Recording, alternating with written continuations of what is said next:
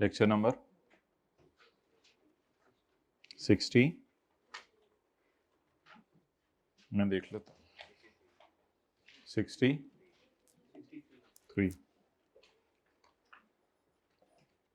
Chapter number 16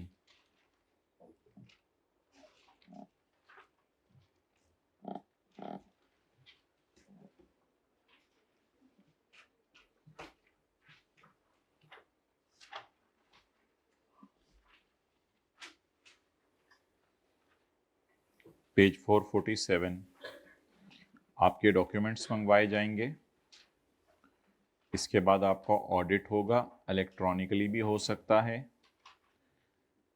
अगर आप अपने रिकॉर्ड दिखाने से इनकार कर दें या इनकम्प्लीट रिकॉर्ड जमा करवाएं या रिकॉर्ड्स में जो मसले हैं वो ना बताएं तो समझा जाएगा कि आपकी इनकम गलत है और आप जिस इंडस्ट्री में हैं उसकी आइडियल रेशोज देखी जाएंगी कितनी हैं, उसके मुताबिक फिर आपको टैक्स देना पड़ेगा।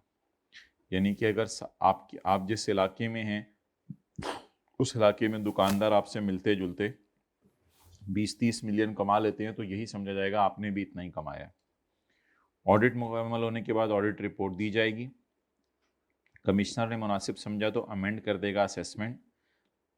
अगर पिछले 3 सालों में से किसी एक साल भी आपको ऑडिट हो चुके तो इस साल आपको ऑडिट नहीं होगा। बोर्ड एक फॉर्म ऑफ सीए अपॉइंट करेगा, उसको फिर ताकत होगी नोटिस देने की।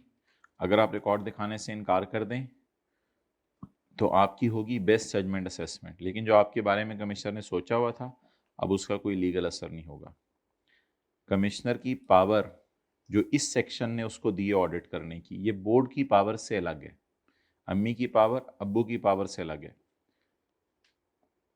अब्बू का पावर लगाना डज नॉट स्टॉप द अम्मी फ्रॉम आस्किंग बेटा। ओके, यानी बोर्ड ने अगर ऑडिट कर लिया तो कमिश्नर भी ऑडिट कर सकता है। स्पेशल ऑडिट पैनल में इन 5 बंदों में से कोई ना कोई 2 बंदे बैठे होंगे, 2 से ज़्यादा भी हो सकते हैं। स्पेशल ऑडिट पैनल में chairman officer of inland revenue होगा, वो प्रेमिसेस में एंटर भी हो सकेगा। अगर आपने रिकॉर्ड दिखाने से इनकार कर दिया वो तो वही बात है, अगर कोई एक बंदा छुट्टी पे हुआ तो केस कंटिन्यू रखा जाएगा वरना स्टॉप कर दिया जाएगा अगर चेयरमैन छुट्टी पे हुआ वरना। अच्छा, ये एक आसान सा सेक्शन है नादरा, सेक्शन 175B। इसकी समरी पे आए पेज 450 पे। ये उसी दिन करा देना था बस। अच्छा जी, बच्चों ने कहना था ज़्यादा हो गया इस वजह से नहीं करवाया। नादरा वाले रिकॉर्ड शेयर करेंगे विद द बोर्ड। जाहिरी बात है नादरा तो एक ऐसी जगह है जहाँ पे हर बंदा ही जाता है आईडी कार्ड बनवाने के लिए। कोई भी काम आपने करने पहले आईडी कार्ड चाहिए, तो वो नादरा वाले आपसे पूछते भी हैं आप कहाँ रहते हैं, किस इलाके में रहते हैं। तो जाहिरी बात है यहाँ से बोर्ड को अंदाज़ा हो जाएगा कि नादरा वालों को जो आपने इंफॉर्मेशन दी है तो आप किस इलाके के अंदर रहते हैं। तो NADRA share record with the board. NADRA के पास जो जो भी डाटा है वो बोर्ड से शेयर करेगा। NADRA will identify the incomes which are not assessed. NADRA ऐसी इनकम्स आइडेंटिफाई करेगा जिन पे अभी तक टैक्स नहीं लगा। नादरा भी ये आइडेंटिफाई करके दे सकता है, क्योंकि कभी कभी नादरा के पास डाटा होता है कि घर आपने उस घर नादरा वालों ने पूछा कितने घर हैं, आपने कहा ये 2 घर हमारे पास हैं, तो वहां से फिर वो कह सकते हैं कि शायद एक किराए पे दिया हो। तो नादरा आइडेंटिफाई करेगा, कंफर्म तो नहीं होगा नादरा को, नादरा आइडेंटिफाई करेगा। NADRA will compute the indicative tax. NADRA tax भी इंडिकेट कर सकते हैं, नादरा कंफर्म तो नहीं कर सकता ना, नादरा को क्या पता उसका घर का किराया कितना है और टैक्स कितना है। लेकिन स्टेप वाइज चलें। नादरा सबसे पहले क्या करेगा, बोर्ड के साथ मसला है आपका, आप हैं टैक्स पेयर, आपने नादरा जरूर जाना होता है। नादरा वाले फेडरल बोर्ड ऑफ रेवेन्यू से बातें करें, समझ रहे हैं ना बात। नादरा अलग है, बोर्ड अलग है और आप अलग हैं। आपका डेटा किसके पास है, नादरा के पास, और नादरा ये इंफॉर्मेशन किससे शेयर करे, बोर्ड से। तो नादरा रिकॉर्ड शेयर करेगा बोर्ड से। नादरा आपकी इनकम्स आइडेंटिफाई करेगा जिस पे टैक्स नहीं लगा। NADRA will compute the indicative tax. Indicative tax indicate ही कर सकते ना, indicative tax shall be communicated by FPR to taxpayer. तो टैक्स पेयर को बता दिया जाएगा। अगर आप टैक्स पे कर दें तो समझ लिया जाएगा कि कमिश्नर ने आपके बारे में अपनी राय बदल ली है। मतलब इसमें सॉफ्ट तरीके से आपके बारे में वो कोई अच्छी राय कायम कर लेता है क्योंकि आपने टैक्स जमा करवा दिया। अगर आपने टैक्स जमा ना करवाया तो बोर्ड फिर आपके खिलाफ क्या लेगा? एक्शन लेगा। चलें, जो लेट आए हैं वो भी अटेंटिव हो जाए, सादा सी बात है। ये था हमारा सेक्शन 175B। बोले नादरा हमारा रिकॉर्ड किसको देगा? बोर्ड को। नादरा जहां आईडी कार्ड बनता है। नादरा हमारी इनकम्स किसको बताएगा? बोर्ड को। नादरा हमारा टैक्स किसको बताएगा? बोर्ड को। ये जो टैक्स बताया है ये अब एफबीआर वाले टैक्स पेयर को बताएंगे कि नादरा ने हमें ये बताया। और अगर आपने टैक्स पे कर दिया तो आपके बारे में वो अपनी राय बदल लेगा, लेकिन ये एक अच्छी राय होगी, चलो यार अच्छा बच्चा है टैक्स दे। और अगर आपने टैक्स ना दिया तो फिर बोर्ड आपके खिलाफ क्या लेगा?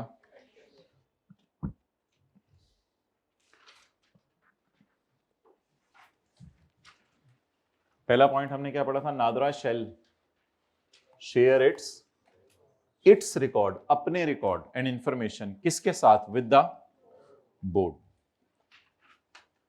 ऑन इट्स ओन मोशन और ऑन एप्लीकेशन बाय बोर्ड का क्या मतलब है? नादरा खुद ब खुद भी रिकॉर्ड दे सकते हैं बोर्ड को, या बोर्ड फोन करके कहे तो फिर भी दे सकते हैं।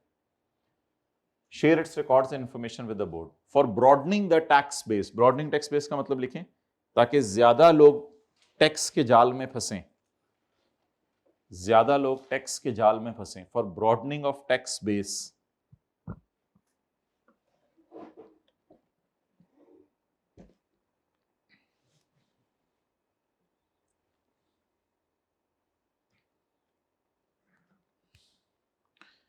ये हो गया अगले सफे पे पॉइंट 1। अब हमारा कौन सा पॉइंट शुरू होने लगे? 2, जिसमें नादरा विल आइडेंटिफाई इनकम्स। एक ही दफा आप लोग आके लिख लीजिएगा, छोड़े पर आप बार बार सफे पलटेंगे। NADRA will identify incomes. NADRA में identify income, receipts, assets, properties, liabilities, expenditure और ट्रांजैक्शंस। जिन जो टैक्स वाले असेस करते हुए भूल गए थे, टैक्स वालों से भूल गए थे ना, that have escaped assessment. Tax वाले असेस करते हुए भूल गए थे जिनको, that have been under assessed. Assess तो कर लिया था लेकिन कम। असेस करना क्या होता है? टैक्स वाले आपको क्या करते हैं, मतलब जज करते हैं ना। ये गलत हो गया। That have been escaped assessment, भूल गए थे। That have been under assessed, that have been assessed at a lower rate, that have been subjected to excessive relief.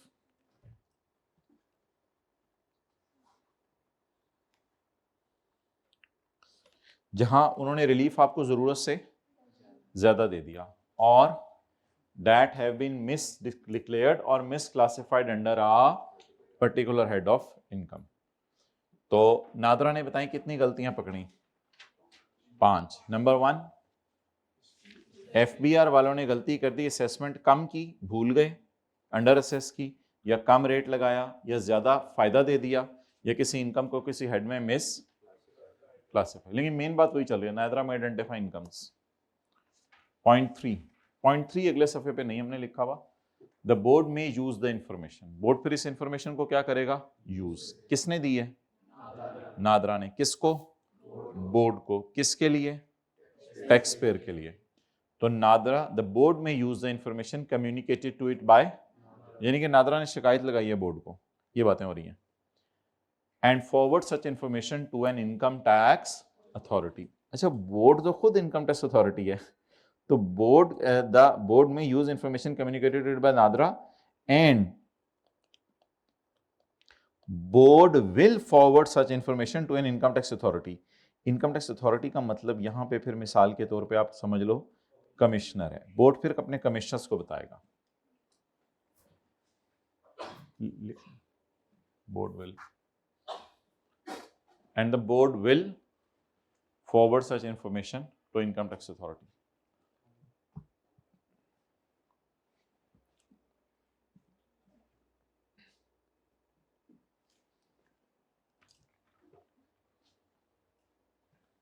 अच्छा,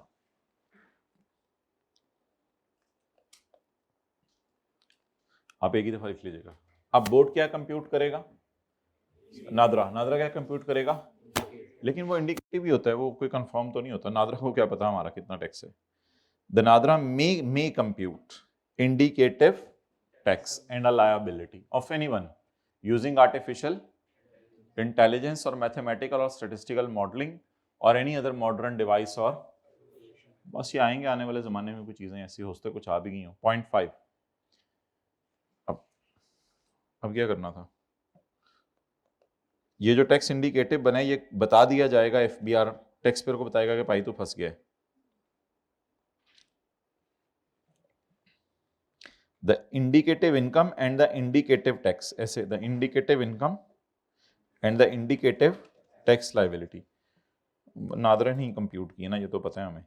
शेल बी नोटिफाइड बताई जाएगी by the board to the taxpayer, board taxpayer को बता देगा।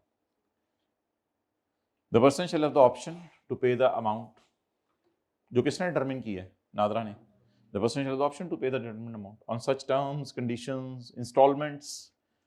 यहाँ पे थोड़े से हम उनसे ओखे तरीके से पकड़े हैं तो रिलैक्स भी कर देते हैं कभी कभी, इंस्टॉलमेंट्स करवा लो, डिस्काउंट्स, रेप्राइव्स रिलेटिंग टू पेनल्टी, यानी पेनल्टीज माफ भी हो सकती हैं, आप पेनल्टीज माफ भी करवा सकते हो, reprieves relating to penalty and default surcharge. Penalty असल में होती है जुर्माना और डिफॉल्ट सरचार्ज असल में होता है लेट पेमेंट का इंटरेस्ट। तो पेनल्टी होती है जुर्माना और डिफॉल्ट सरचार्ज होता है लेट पेमेंट का इंटरेस्ट। आप बताएं ये जो भयानक सेक्शन है इसमें टैक्स पेयर को कैसे कैसे रिलैक्स किया गया। The taxpayer shall have the option to pay the amount on such terms and conditions such installment such discounts, उसे डिस्काउंट्स दिए जाएंगे, इंस्टॉलमेंट्स दी जाएंगी या उसे पेनल्टीज माफ कर दी जाएंगी, लेकिन कुछ ना कुछ तो दो ना टैक्स हमें। The time limit will be prescribed by board. Time limit for what, the time limit for payment will be prescribed by board. अब आगे दो बच्चे हो गए ना, आचा बाचा बोर बाचा। 6 में क्या है, 6 में बोर बाचा, 7 में आच बाचा। In case the person does not pay such liability within the time, the board shall take action. Does not pay, the board shall take action. 0.7. And if such person pays such liability, if such person pays such liability, such payment shall be considered to be an amended assessment. बदल गई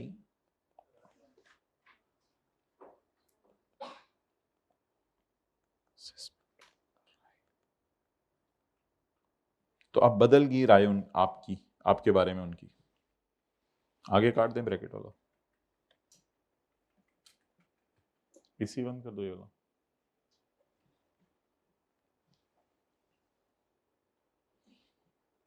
अगली 3 लाइनें पढ़ के मतलब बता दें।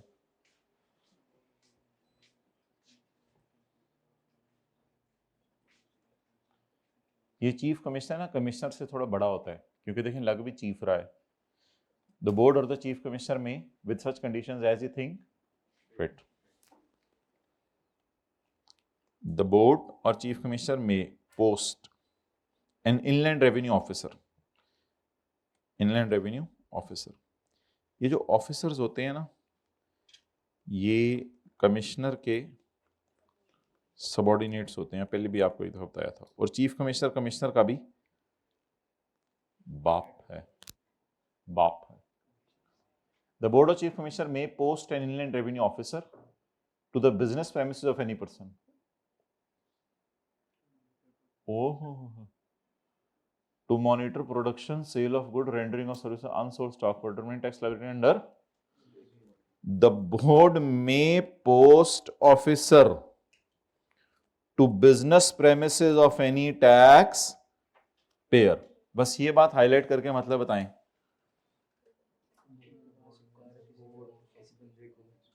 हाँ ओए होए, साढ़े कॉलेज भी आ सकते हैं कि कितने बच्चे पढ़ रहे हैं, कितनी फीसें आ रही हैं, कितना टैक्स बन रहा है कॉलेज वालों का, ये तो बहुत भयानक है। हेडिंग पढ़े जरा, हेडिंग क्या है? पोस्टिंग। कहाँ पोस्टिंग होगी? अब्रॉड? किसी बंदे के दफ्तर ही भेज दिया उसने थोड़े दिन, देखो क्या प्रोड्यूस कर रहे हैं जी, प्रोड्यूस सीएस कर क्या प्रोड्यूस कर रहे हैं, क्या सप्लाई गुड्स सप्लाई कर रहे हैं, किताबें रजिस्टर बेच रहे हैं, रेंडरिंग ऑफ सर्विसेज पढ़ा पढ़ा के, एंड अनसोल्ड स्टॉक, किताबों का स्टॉक कितना पड़ा हुआ है, for determining liability under this ordinance. अच्छा, फॉर क्या है? For determining tax. तो इस मकसद के लिए पोस्टिंग हो सकती है। डन।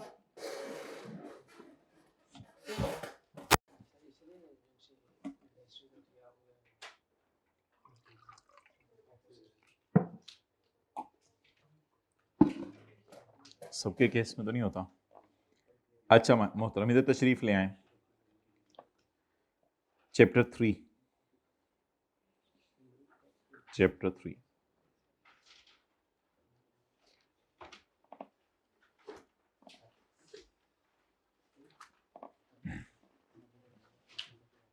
ये आप लोगों ने पढ़े हुए हैं पहले 1-1.5 सफ़े, पता नहीं कहाँ पढ़े हुए हैं।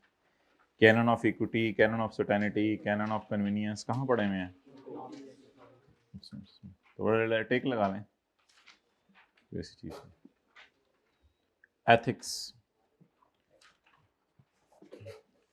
एथिक्स किसको फॉलो करने चाहिए पूरे टेक्स्ट में? आप जरा सोच के बताएं। मसलन किस किस को? बोर्ड को और बोर्ड को और टैक्स पेयर को। तो बोर्ड और कौमी तो चलो एक ही हो गया ना, और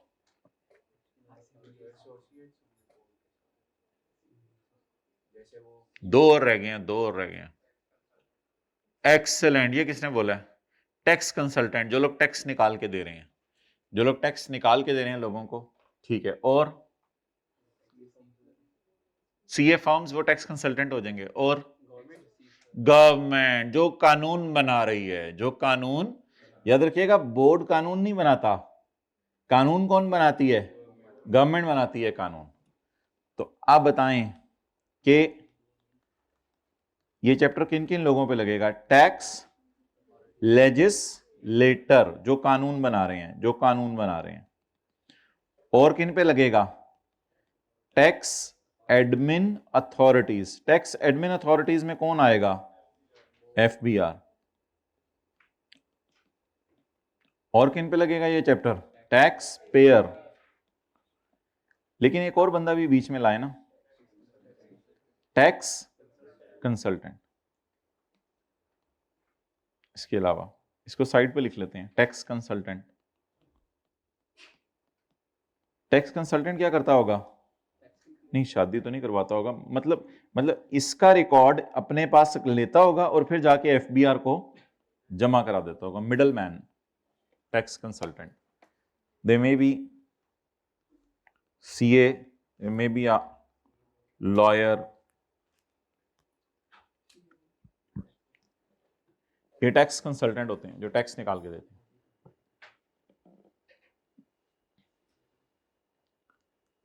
अगर डॉक्टर साहब अपना टैक्स कैलकुलेट नहीं कर सकते, डॉक्टर साहब को पता होगा अकाउंटिंग डिप्शनल टारगेट एक्सेप्शन माइनस करनी है अपनी क्लिनिक की, मुश्किल है, उसको तो बंदे उल्टाने का पता है। तो डॉक्टर साहब फिर किसके पास जाएंगे? टैक्स कंसल्टेंट को फीस देंगे, और वो किसको जमा करवाएगा फिर आपका डेटा? एफबीआर को। आज हम सिर्फ एथिक्स पढ़ेंगे, किसके लिए? Tax legislators. टैक्स लेजिस्लेटर कौन होते हैं? कानून बनाने वाले, उनके लिए हम एथिक्स पढ़ेंगे। जो कहां बैठे होते हैं? असेंबली के अंदर, असेंबली में बैठे होते हैं, जिसमें पाकसर जमीन होता है। Ethics mean character and customs. Ethics mean character and customs. ये तो पता नहीं किताबी बात है, अरिस्टोटल, उससे पहले तो लोगों को जैसे एथिक्स आते ही नहीं थे ना, तो Aristotle was the first one two study ethics. Aristotle पहला था, उसको ख्याल आया, बाकी सारे थे अजीब ऐसे किताबों में बातें लिखी होती हैं। ही believe that ethical behaviour is knowledge. एक ऐसा नॉलेज है जो आपको ऐसी हरकतें करवाता है जिससे लोगों को फायदा होता है, ऐसी हरकतें करवाता है जिससे लोगों को फायदा होता है। मिसाल के तौर पे आप शादी के ऊपर गए हैं, अब उधर बोटल्स पड़ी हुई हैं, अब आप ऐसे करके खड़े हो गए हैं, तो इसका मतलब है maybe you have knowledge but your actions are not done for betterment of common good. So to determine what is ethically good for individual in society, Aristotle said that 3 खूबियां होनी चाहिए, 3 खूबियां होनी चाहिए, 3 खूबियां होनी चाहिए। एक तो बंदा खूबसूरत होना चाहिए, उसकी गाड़ी अच्छी होनी चाहिए। भाई इन चीजों के बेस पे तो ना तोला करें लोगों को। एक उसमें क्या होना चाहिए, सब्र होना चाहिए। और क्या होना चाहिए, हौसला होना चाहिए। और क्या होना चाहिए, पीटीआई।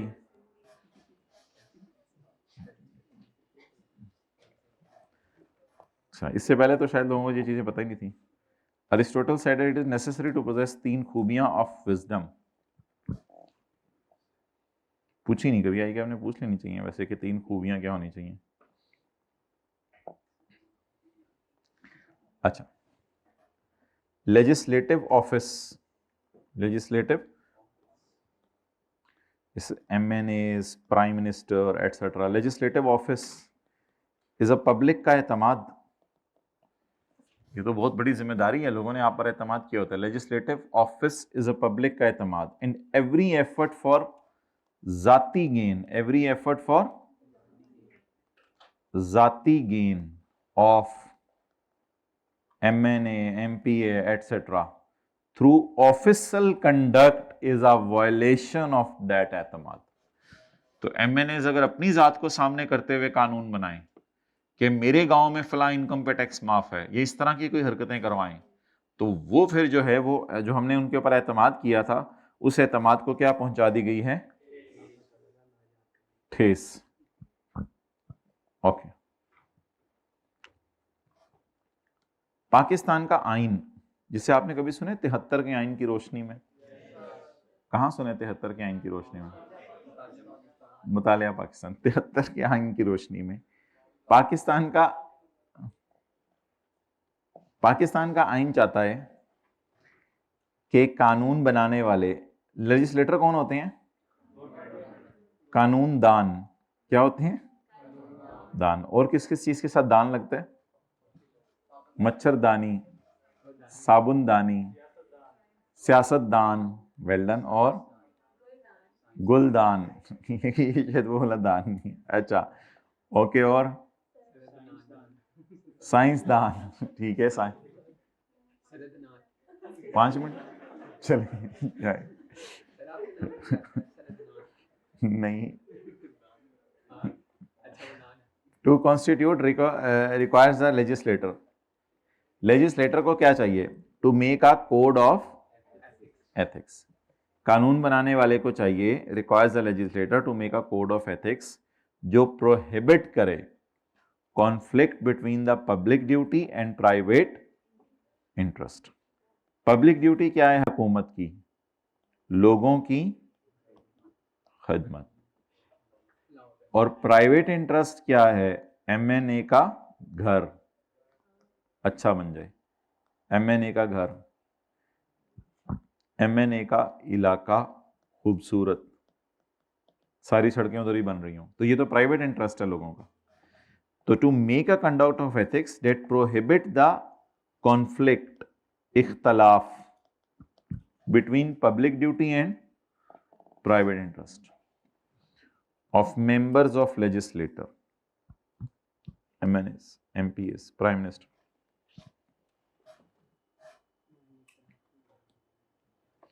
मेक और इनैक्ट मतलब एक ही बात है, बनाएं या इनैक्ट करें।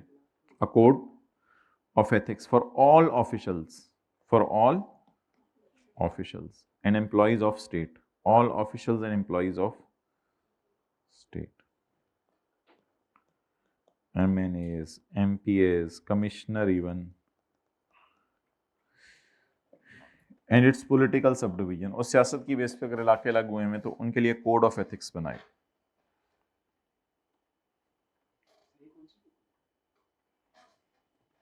बहरहाल अब चलें, असल मेन बातें पढ़ना शुरू करते हैं। आदम स्मिथ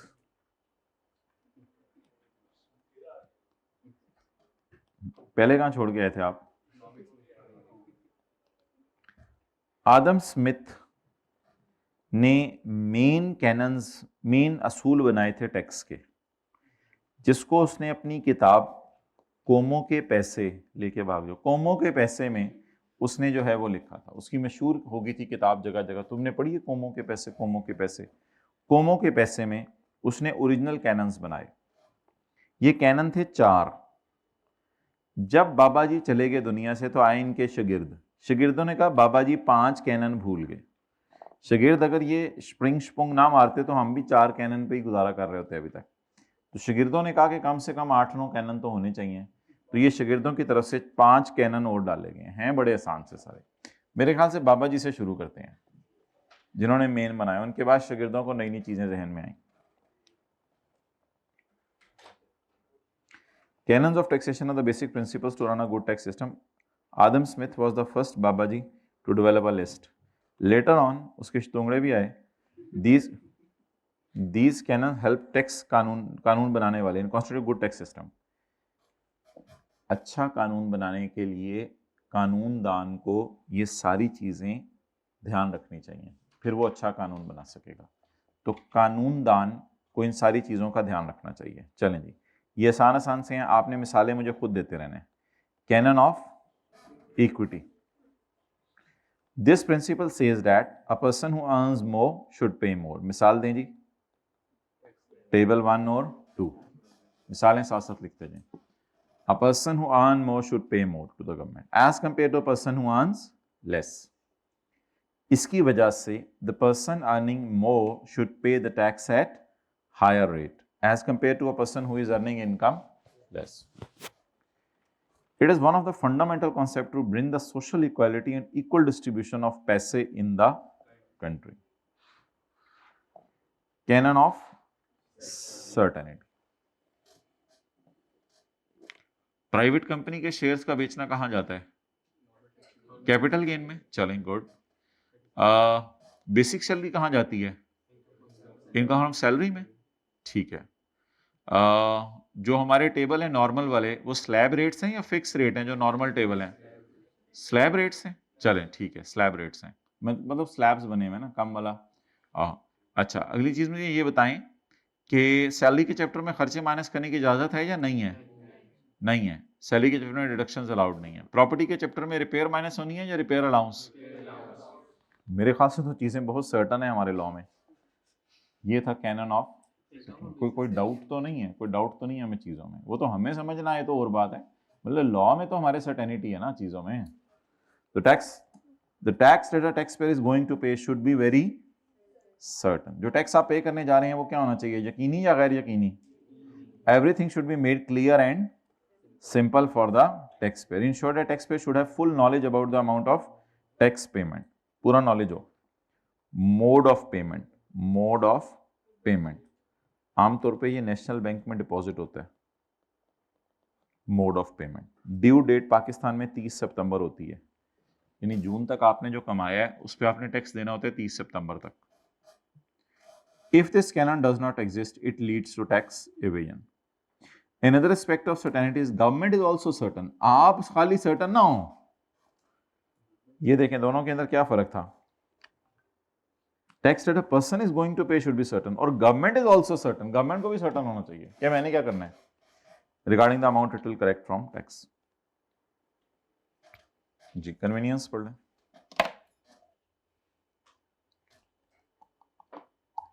कारण of convenience,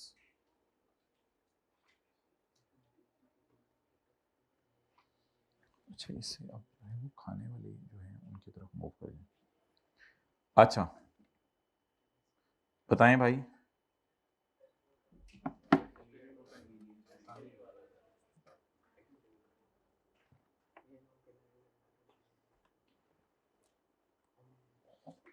Canon of convenience, the procedure for tax payment should be easy, should be convenient and should be taxpayer friendly. The time and manner of payment must be convenient. Time क्या है पाकिस्तान में tax पे करने का? रात को 2 बजे जो है उल्टे खड़े होकर लाइन में टैक्स पे करना पड़ता है, नहीं 30 सितंबर तक जब मर्जी जाके बैंक खोले हो तो जमा करवा दें। The time and manner of payment must be convenient for the taxpayer so that he is able to pay his taxes in due time. If the time and manner of payment is not convenient, it may lead to tax evasion. Canon of economy बताएं।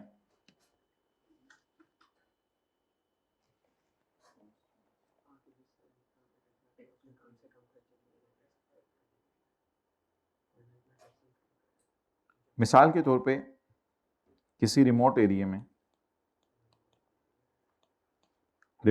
में FBR के office खोला हमने। FBR के office के expenses हुए, बिजली के बिल, मुलाजमीन की तनख्वाहें 16 लाख रुपया, और उस इलाके में टैक्स रिकवर हुआ लोगों से 12 लाख कर लेते हैं, 12 लाख। आप बताएं क्या ऐसे इलाके में एफबीआर का दफ्तर खोलना मुनासिब था या किसी और दफ्तर के जरिए भी वहां काम चल जाता? किसी और दफ्तर के जरिए वहां इतना बारीकी से काम ना होता, शायद आप लोगों से 8-9 लाख ले पाते, क्योंकि जब आप उधर उधर रह के ले रहे हैं लेकिन 16 लाख तो बच जाता ना। तो किसी छोटे एरिया में एफबीआर अगर प्रॉपर दफ्तर खोले तो एफबीआर के खर्चे ज्यादा होंगे और उससे रिकवरी कम होगी। तो ये कैनन ऑफ इकोनॉमी है या कैनन ऑफ इकोनॉमी वायलेट हो रहा है? वायलेशन हो रही है। यहां किस की वायलेशन हो रही है? Violation of canon of economy. पता नहीं देखते रहते हैं आप लोग, नोट क्यों नहीं करते? देखते चलें, देखते हैं, आगे देखते हैं।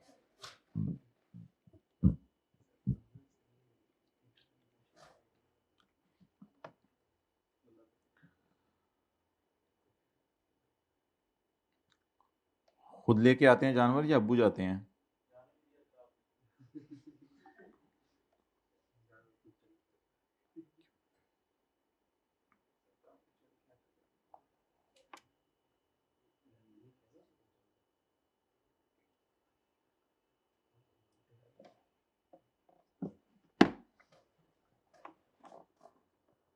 एडिशनल कैनन्स ऑफ टैक्सेशन, बाबा जी के या बच्चों के? बच्चों के। Functions of the government increased significantly since Babaji's time. Accordingly, modern economists gave the following additional canons.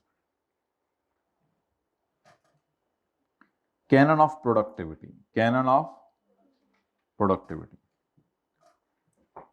Canon of productivity ये होता है,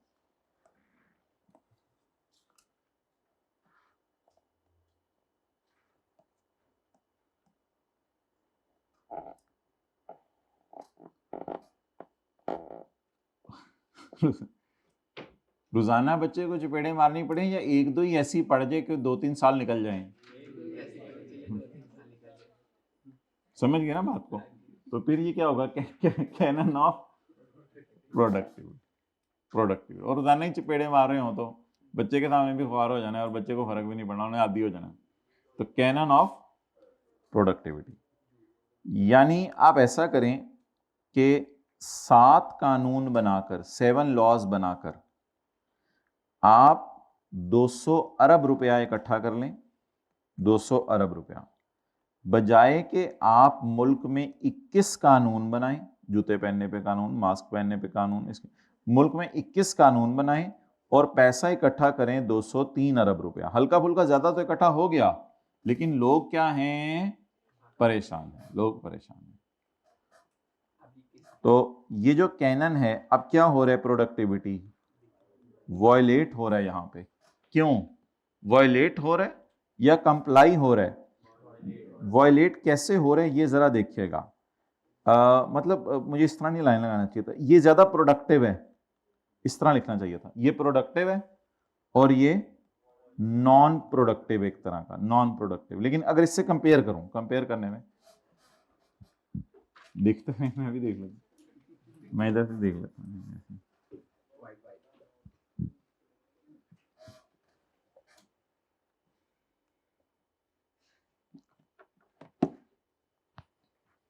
पॉज करो। अस्सलाम वालेकुम। जी वालेकुम सलाम।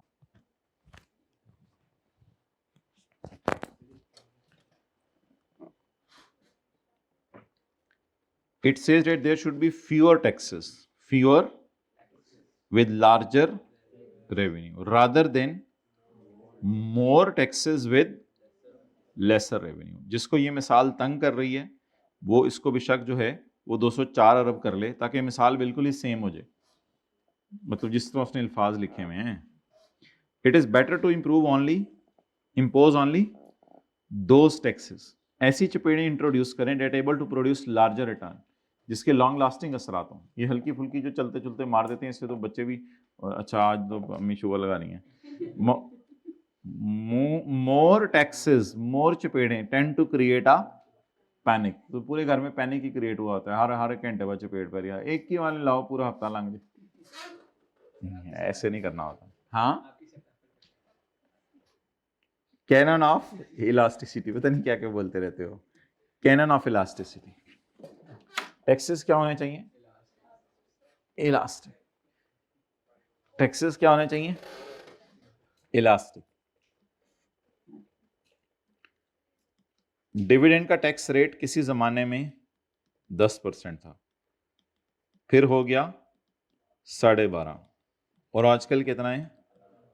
15%. इसका मतलब है हमारा लॉ क्या है? इलास्टिक है. इलास्टिक. डिविडेंड का टैक्स रेट किसी जमाने में 10% था. जब हम सीए कर रहे थे 10% था. जब हमने सीए कर लिया 12.5 हो गया. जब हमें सीए किए हुए बहुत अरसा हो गया तो आजकल कितने परसेंट है? 15%. बल्कि इसको मुझे ऐसे बोलना चाहिए, जब आप पैदा हुए थे तो 10% था, जब आप मैट्रिक एफएससी में थे तो 12.5 था, जब आपने सीए करना शुरू किया तो 15% हो गया. Taxes impose should be, that is they can be in और डिक, वापस भी जा सकते हैं ना, जारी बात है, रहम भी कर सकती है government according to the demands of government. If the tax is elastic in nature, government can easily increase its revenue by increasing the rate. An example of such tax can be income tax, which is considered very much ideal because it is very elastic. Income tax on dividend हमने मिसाल ले ली है. Canon of flexibility, पहली line तो आप लिखा ही है, flexibility is different from elasticity. इस तरह की लाइनें तो हम लिख ही देते होते हैं, आपको पता है. तो flexibility is different from elasticity, और आगे लिखा हुआ elasticity is different from flexibility. ये जो फ्लैक्सिबल टैक्सेस होते हैं, इसकी एक बेहतरीन मिसाल है ये जो ऑनलाइन सेल्स वाला हमारा ऐड हुआ हुआ है सेक्शन. ये पहले तो नहीं था लॉ में. ये जो 1% 2% था ना, 1% 2%, पता नहीं कैश ऑन डिलीवरी पे शायद पता नहीं 2% था, और बैंकिंग चैनल में जो पेमेंट्स थी उस पर 1% था. अब ये ऑनलाइन चीज़ें पहले नहीं थी, तो ये 2025 में इंट्रोड्यूस हुआ है. ये 2025 में इंट्रोड्यूस हुआ है, इससे पहले ये चीज़ लॉ में नहीं थी. तो इसका मतलब है हमारा लॉ क्या है? फ्लेक्सिबल. यानी नए नए सेक्शन इसमें आते रहते हैं, या एक दफा जो लॉ बन गया वो बन गया, जाते भी रहते हैं. आज देखते हैं पेज नंबर कौन से? Online sales 1% 2%. बंदे नहीं रखेगा आप लोगों ने पेज देखने के लिए? बंदे साथ लाया करने से, छोटे मोटे काम तो वो कर देते होते हैं. 185 हज पे गए हैं. कौन गया हुआ खानदान में हज पे? वो मुझे पता है, मैं कोई और पूछ रहा हूँ. मैं कोई और पूछ रहा हूँ, खानदान में पूछ रहा हूँ. खानदान में, वो आपके खानदान से क्या? इन्ना शरीफ तो यकीन माने, मैं यकीन मानूं. घर क्यों नहीं गए? कहाँ है घर? ये मुल्तान. ईद की सुबह, और जान दे ईद की वो तहज्जुद पढ़ के भी निकलोगे, ईद की सुबह पहुंच जाओगे उधर, फजर उधर पढ़ोगे आराम से. मुल्तान कल की क्लास लेके जाना. आगे चलें. वो एक बंदा दीवाना था, वो पिछले दिनों आया मुल्तान से. उस वक्त जो है वो स्पीड कैमरा नहीं लगे थे, 2.5 घंटे में आ गया मोटरवे पे. तो मुल्तान तो ये खड़ा है.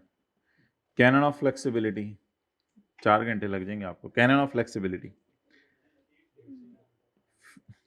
सीट नहीं मिली तो कोई नहीं, बर्थ लेके चले जाना. अब जिसको पता ही नहीं ट्रेन क्या है, बर्थ क्या है, तो उसको क्या समझ आनी है ये बातें। Flexibility is different from elasticity. हमने ट्रेन पे ट्रेवल ही नहीं किया कभी। Our flexibility tax quickly adjusts to new conditions. If the tax is not flexible, new areas will remain. लेकिन अभी तो न्यू एरियाज पे टैक्स लग रहा है, ये न्यू एरियाज है 1% 2%। मंगवाए सही जरा द्रास पे चीजें, थोड़ी द्रास खाली हो जानी। अच्छा, canon of simplicity, canon of simplicity, बहुत सादा तबीयत होना चाहिए टैक्स को। कैनन, अच्छा अगर हमारा लॉ बिल्कुल सादा है तो फिर सिलेबस खत्म हो गया, जाएं खुद ही पढ़ें। The system of tax should be very simple. The entire process should be non-technical and straightforward. It is difficult. If it is difficult and complicated to understand, then class के लात देख लो. Then it will lead to corruption. Canon of diversity. Canon of diversity तो हमने तकरीबन दूसरे तीसरे दिन पढ़ लिया था कि सैलरी वालों पे भी टैक्स लगाया जाता है, बिजनेस वालों पे भी टैक्स लगाया जाता है, कैपिटल गेन वालों पे भी टैक्स लगाया जाता है, अदर सोर्स वालों पे भी टैक्स लगाया जाता है, प्रॉपर्टी वालों पे भी टैक्स लगाया जाता है। यानी डाइवर्सिटी है हमारे लॉ में। अगर खाली सैलरी वालों से टैक्स मांगा जाता तो बिजनेसमैन तो टैक्स ना देते फिर पाकिस्तान में।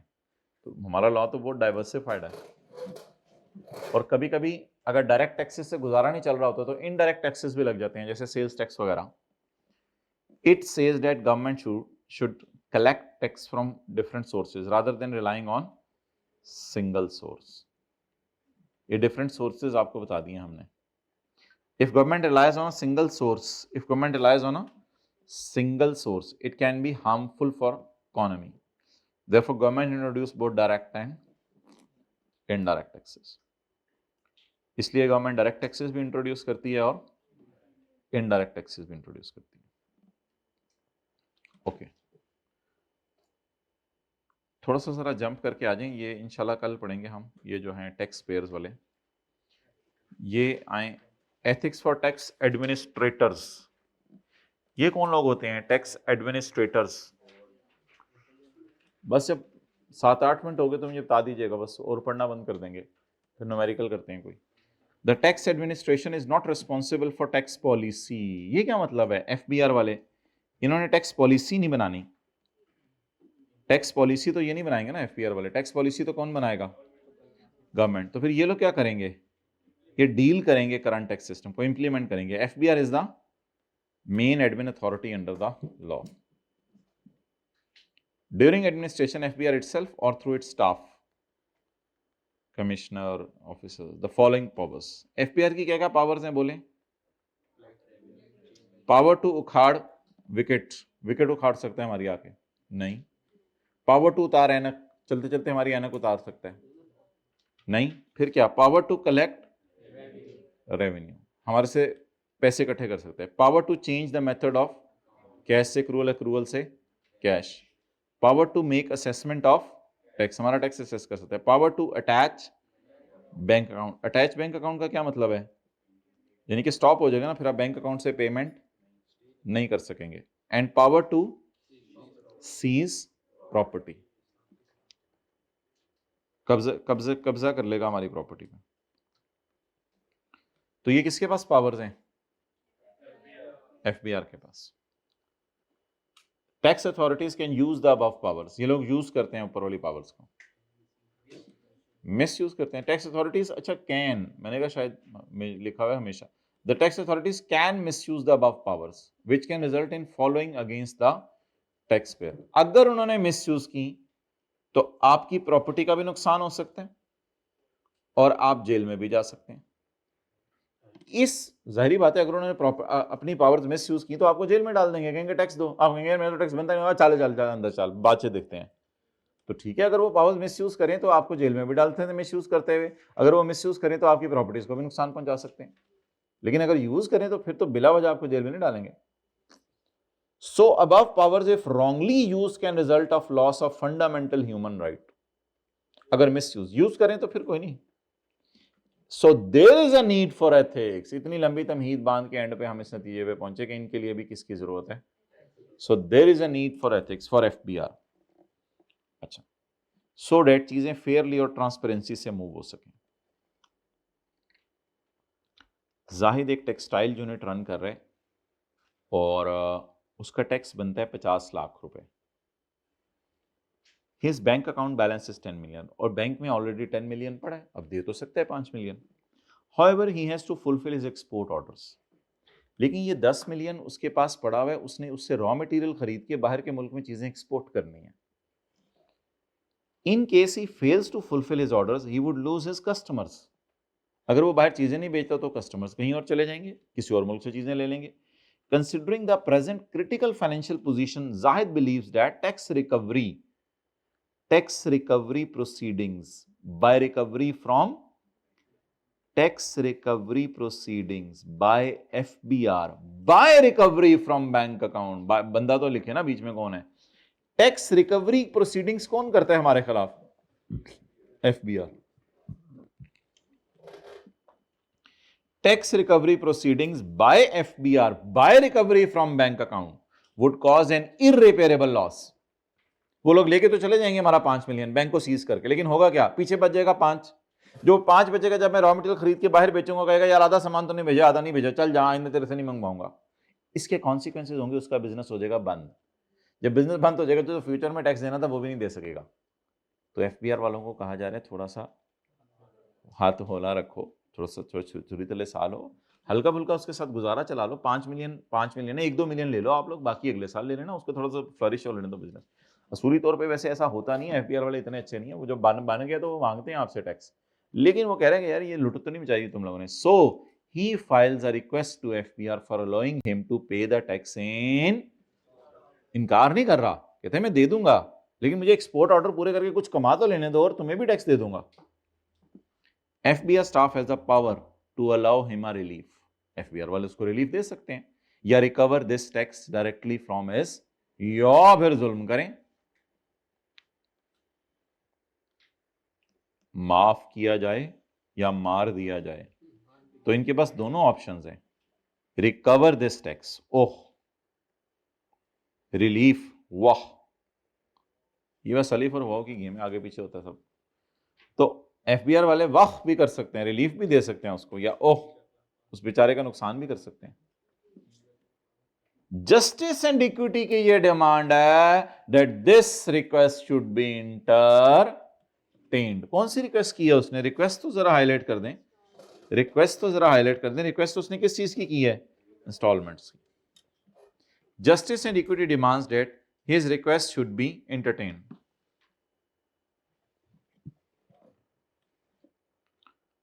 so that this continuation and prosperity of business would eventually result in payment of better taxes in future। तो लिखिए अपने पांव पे खड़े होकर फ्यूचर में टैक्स दे देगा,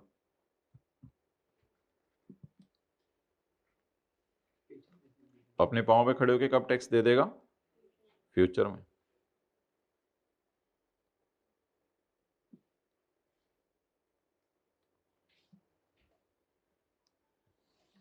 Illustration 2, Income tax ordinance, sales tax law, federal excise law empower tax authorities to select cases for audit। अब ऑडिट के केसेस सेलेक्ट करते हुए this power can be misused by selecting some and leaving other unaudited। अच्छा कितने, 2-3 minute रह गए बस, ठीक है, फिर इस तक पढ़ लें। पिलर्स कौन से होने चाहिए एफबीआर में, एफबीआर में पिलर्स, एक येलो कलर के पेंट वाला हो जाए, एक रेड कलर के पेंट वाला हो जाए, ब्लैक भी हो सकता है, ब्लैक भी हो सकता है, लिखा ना सारा पेपर में। For the benefit of taxpayer and keep check on misuse of powers by tax authorities, following are the pillars of tax administration। Fairness, कम से कम कमिश्नर को फेयर तो होना चाहिए ना, गुड लुकिंग, फेयर, अच्छा फेयरनेस। टैक्स अथॉरिटीज, क्या कह रहे हो, क्या लफ्ज बोले, ग्लो एंड लवली, ये सोशल मीडिया का यूज तो नहीं कर रही है, देखो हमें तो पता नहीं ये इस तरह की चीजें क्या क्या हैं। ऐड आते तो ऐड कहाँ आता है, टीवी क्यों देखते हो चलो ऐसा काम ना किया करो जिससे दुनिया का फायदा होना आखिरत का, टाइम ना जाया किया करो। अच्छा, tax authorities should try to be fair, हो नहीं सकते try to be tax authority should try to be fair, try to be neutral fair उत्थे गड्डी उत्थे रुकी रहनी fair try to be fair try to be fair चलो रात हो गई अगे भी चलो try to be fair try to be neutral and try to be impartial no racism no race नहीं लगनी चाहिए नो रेसिज्म यानी कोई भी ओए तू भी गुज्जर मैं भी गुज्जर तू भी प्राचा मैं भी प्राचा ये होता है रेसिज्म तू भी चौधरी मैं भी चौधरी चौधरी तो सारे ही बने होते हैं वैसे आजकल चौधरी के तो चौधरी ना चौधरी तो सारे होते हैं तू भी जट मैं भी Jatt there should be no discrimination on the basis of race और सेक्ट ये फेयरनेस है transparency all proceeding must be transparent and must be seen as transparent must be transparent and must be seen as transparent क्या मतलब must be transparent must be seen as transparent की मिसाल दें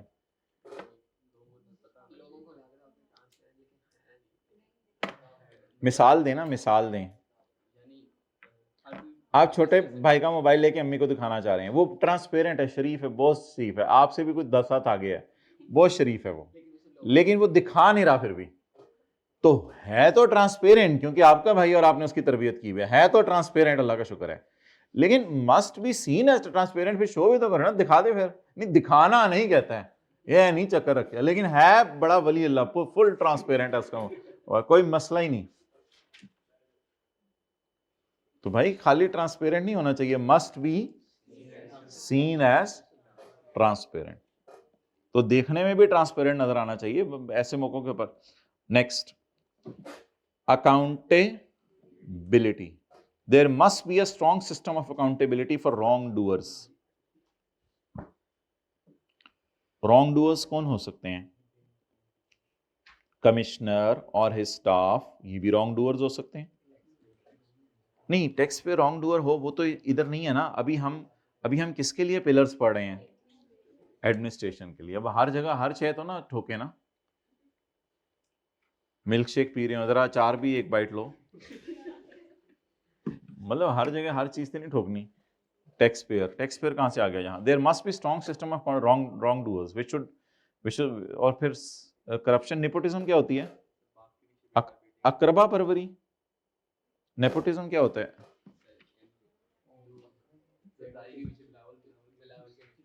तो अकरबा परवरी यही नहीं होती अकरबा परवरी यानी कि रिश्तेदारों को सपोर्ट करना corruption nepotism and maladministration यानी एडमिनिस्ट्रेशन सही ना करना इक्विटी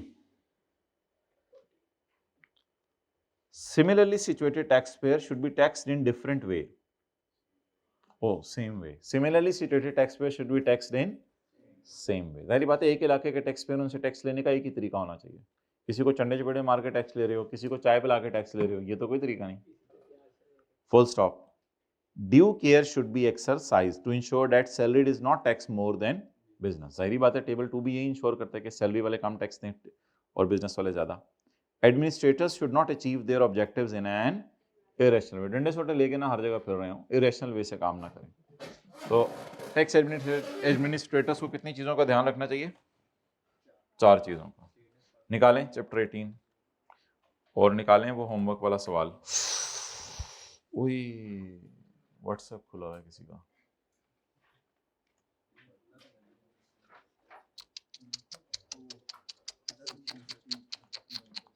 पता नहीं क्या करते रहते हैं बैठ के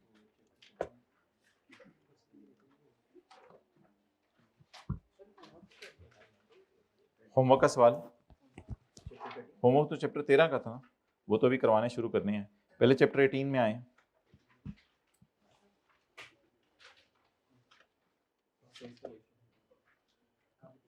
कौन सा था वो टेस्ट वाला सवाल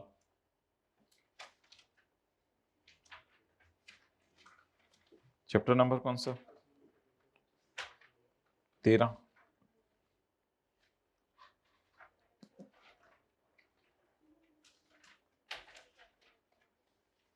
नहीं 13 नहीं 18 में ना 18 कौन सा था टेस्ट का सवाल 33 का बी ਕਿਹੜਾ ਟੈਸਟ ਕਿੰਨੇ ਦਿੱਤਾ, ਕਿਦੋਂ ਹੋਇਆ ਸੀ, ਕਿਹੜੇ ਰੂਮ 'ਚ ਜਾਣਾ ਹੁੰਦਾ ਹੈ, ਕਿੱਥੇ ਅਪਲੋਡ ਕਰਨਾ ਹੁੰਦਾ ਹੈ, ਕਿਸ ਤਰ੍ਹਾਂ ਚੈੱਕ ਹੋ ਕੇ ਮਿਲਦਾ ਹੈ, ਕਿਹੜੀਆਂ ਗੱਲਾਂ ਕਰ ਰਹੇ ਹੋ, ਜਾਣ ਦੋ ਤੁਹਾਡੀ ਮਿਹਰਬਾਨੀ। Page 490।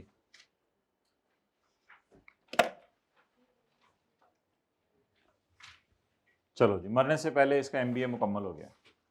Ahmad has completed his MBA। Ahmad has completed his MBA from a university in USA। USA पता की के साथ है ना? अच्छा अच्छा, बाहर के मुल्क में। तो ये फिर फॉरेन इनकम्स भी होंगी इस सवाल में। Ahmed has completed his MBA from a university in USA. He had been living there since अगस्त 2013। अगस्त 2013 से वहां गया हुआ है, तालीम हासिल करने गया था और अब पाकिस्तान वापस आ गया है। And came to Pakistan only once in 2017, that is from 10 March to 30 सितंबर। 5-6 महीने के लिए पाकिस्तान आया था, फिर तो रेजिडेंट बन गया होगा।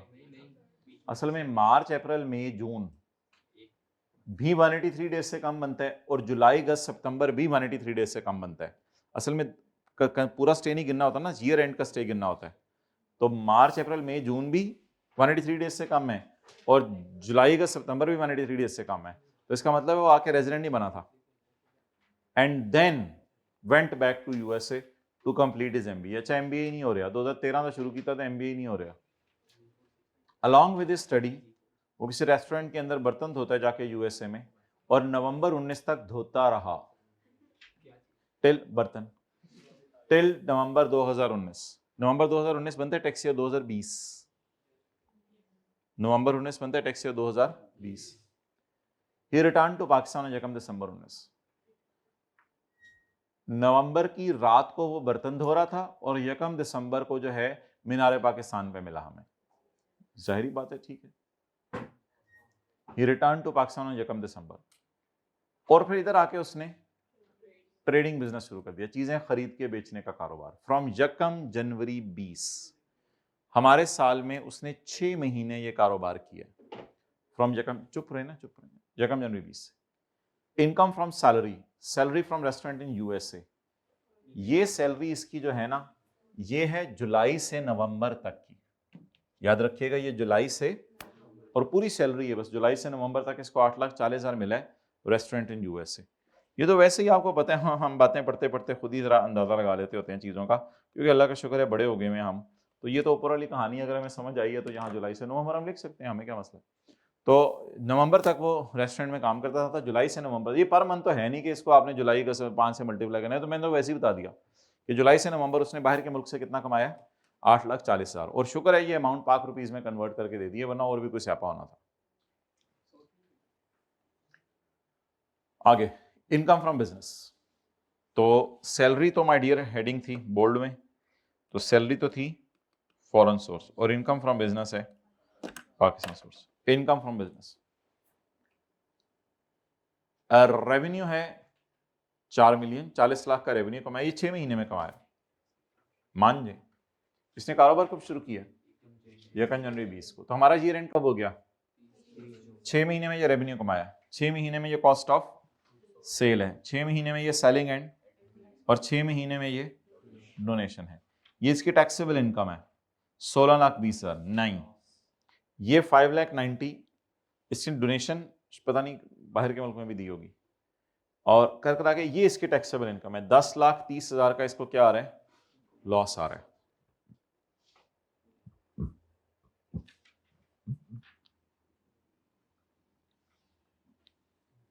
पहली दफा ऐसा सवाल आया है जिसमें उसने टैक्सेबल इनकम खुद निकाल के दे दी है।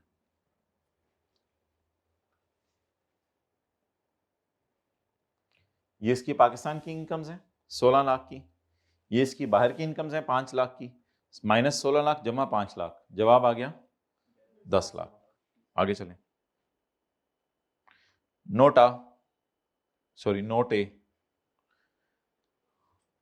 सेलिंग और एडमिन एक्सपेंसेस के अंदर प है, क्या प है, 8,40,000 की तनख्वाह। नहीं वो मैं कोई बोंगा कह रहा होगा ये 840, वो पुट्टा है 840 हो रहा है, 840 हो रहा है। ये बाहर के मुल्क में जो आपने सैलरी कमाई है ये वो है, जो इधर जो मुलाजमीन को तनख्वाहें दी हैं ये आय के भी कोई सवाल बनाते हुए कोई ख्याल नहीं रहता, उसको कभी भी ख्याल नहीं आया होगा, दोनों फिक्रा सेम हो गई हैं। ये कोई और सैलरी है, वो मुझे आज पहली दफ़ा नजर आया ये 840, पिछले पता नहीं कितने सालों से सवाल आया हुआ है, 2020 से सवाल आया हुआ है, जब 12 दफ़ा ये सवाल करवा चुका हूँ। मुझे आज सवाल में पढ़ते हुए नजर आया कि ये 840 और 840 सेम है, आप में से भी किसी को नजर आ रहा था।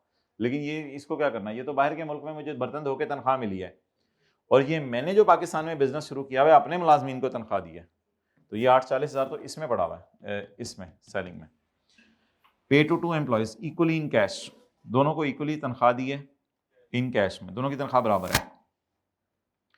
अच्छा, मैं 8,40,000 को अगर 2 से डिवाइड करूंगा तो ये क्या आ जाएगा, एक बंदे की तनख्वाह कितने महीने की, 6 महीने की। एक बंदे की तनख्वाह कितने महीने की, क्यों, मैंने तो कोई इस तरह 6/12 किया नहीं, तो ये कैसे आ गई भाई। सैलरीज 8,40,000 की जो मैंने पे की हैं, तो मैंने कारोबार जनवरी में शुरू किया ना, तो जब मैंने कारोबार जनवरी में शुरू किया तो ये 8,40,000 क्या है, सैलरी पेड टू 2 एम्प्लॉइज। ये कब से कब तक की सैलरीज हैं, जनवरी से जून तक की। कितने लोगों को दी है, 2 को, 2, तो एक को कितनी दी, कैलकुलेटर के बगैर बताएं। एक को पूरे 6 महीने में कितनी दी, एक को 6 महीने में कितनी दी, 4,20,000। 4 लाख एक को 6 महीने में, एक को 6 महीने, दोनों को 6 महीने में कितनी दी, 8,40,000। एक को 6 महीने में कितनी दी, 4,40,000, 20,000 equal in cash. Withholding tax was deducted, tax काटा, लेकिन टैक्स तो तूने तात लिया, वो तो तातना था, ताती हुई चीज ताती, लेकिन सैलरी किस में पे कर दी, तो कैश में पे की। अब जरा देखना पड़ेगा, ये जो 4,40,000 आपको 4,20,000 आया है, इसको जरा डिवाइड करें, इसको जरा डिवाइड करें आप 180 दिनों से, ये तो पर डे सैलरी निकल आएगी। नहीं नहीं नहीं, ये नहीं, ये ना करें आप, ऐसा करें इसको 6 महीने में 4 हफ्ते 28 हफ्ते, 28 से नहीं, ये तो पर वीक सैलरी निकल आएगी, सॉरी पर मंथ निकालें जरा, पर मंथ निकाल। 4,20,000 को डिवाइड करें जरा 6 से, 70,000। ओ बत्तियां गुल हो गई हमारी। और पुत्र 32,000 से ऊपर की तनख्वाह है, 32,000 से ऊपर की तनख्वाह है। अच्छा इधर देखें, salary per month into number of months into 2 बंदे इज इक्वल टू 8,40,000। बंदे 2, महीने 6, तो what is x, x is, इस तरह भी निकाल सकते हैं, और जिस तरह मैंने पहले निकलवाया उस तरह भी निकाल सकते हैं। डन। तो 70,000 की तनख्वाह कैश में पे करना बहुत अच्छी बात है या जुर्म है, 32,000 से ऊपर की तनख्वाह कैश में पे नहीं होनी चाहिए।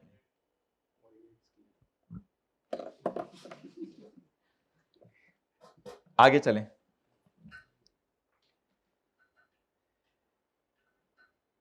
वैसे उससे ज्यादा आसान तरीका वो था जो मैंने पहले किया था, मुझे वो आसान लगा था। 8,40,000 को डिवाइड करें 2 से, तो एक बंदे की तनख्वाह निकल आई 6 महीने की, उसको डिवाइड करें 6 से, तो एक बंदे की तनख्वाह निकल आई 1 महीने की।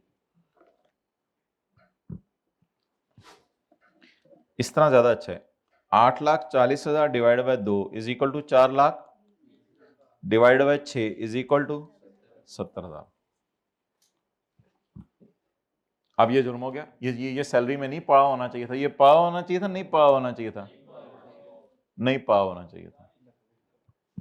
रुपीज 6 लाख फिजिबिलिटी स्टडी की है। फिजिबिलिटी स्टडी प्री कमेंसमेंट की डेफिनेशन में आता है। फिजिबिलिटी स्टडी कहां आता है, तो प्री कमेंसमेंट एक्सपेंडिचर को फौरन खर्चे में डालना होता है या आहिस्ता आहिस्ता 20% करके डाल,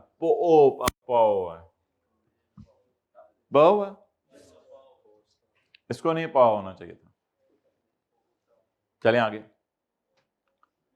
6 लाख माइनस करने की जगह ये 6 लाख का 20%, डोनेशन ऑफ 6 लाख, तेरे 6 लाख ही नहीं मौका है, कोई और 6 लाख है, donation of 6 lakh was paid to a charitable hospital in Pakistan, ठीक है, इसका तो टैक्स माफ हो जाएगा।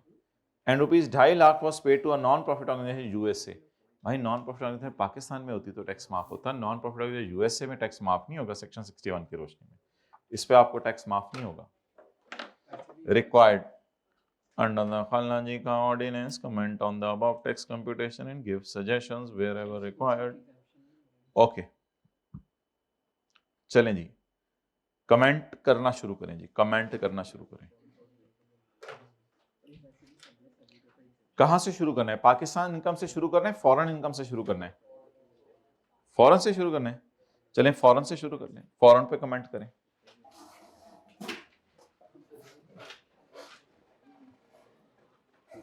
अच्छा जी, ये कब गया था एमबीए करने?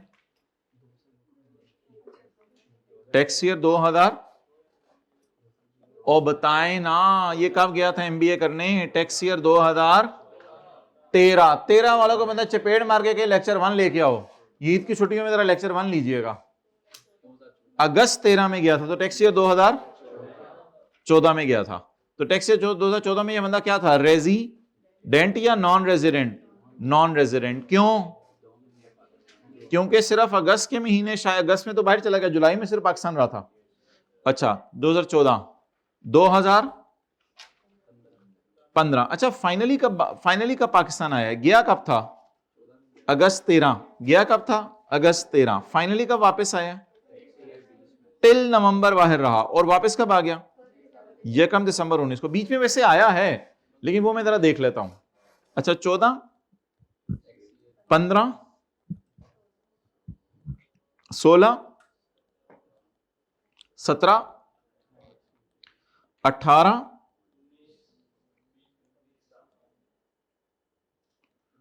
19, 20 जी वापस आ गया। बिल्कुल मेरा टैक्स ईयर है, मैं अपने सवाल वाला टैक्स ईयर जरूर लिखूंगा, मैं नहीं जोड़ूंगा, मैं अपने सवाल वाला टैक्स ईयर जरूर लिखूंगा, मैं लिखूंगा मैं। अच्छा अब आगे बोलें। इसमें क्योंकि अगस्त में गया था, तो इस साल के लिए क्या हो गया? Non resident.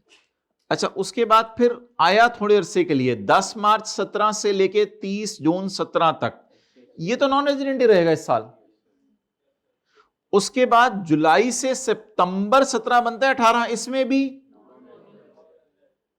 मेरे ख्याल से अब 1 दिसंबर 19 को जब पाकिस्तान आया है, तो सिर्फ इस साल क्या बनाए? रेजिडेंट। तो इस सारे अरसा क्या रहा?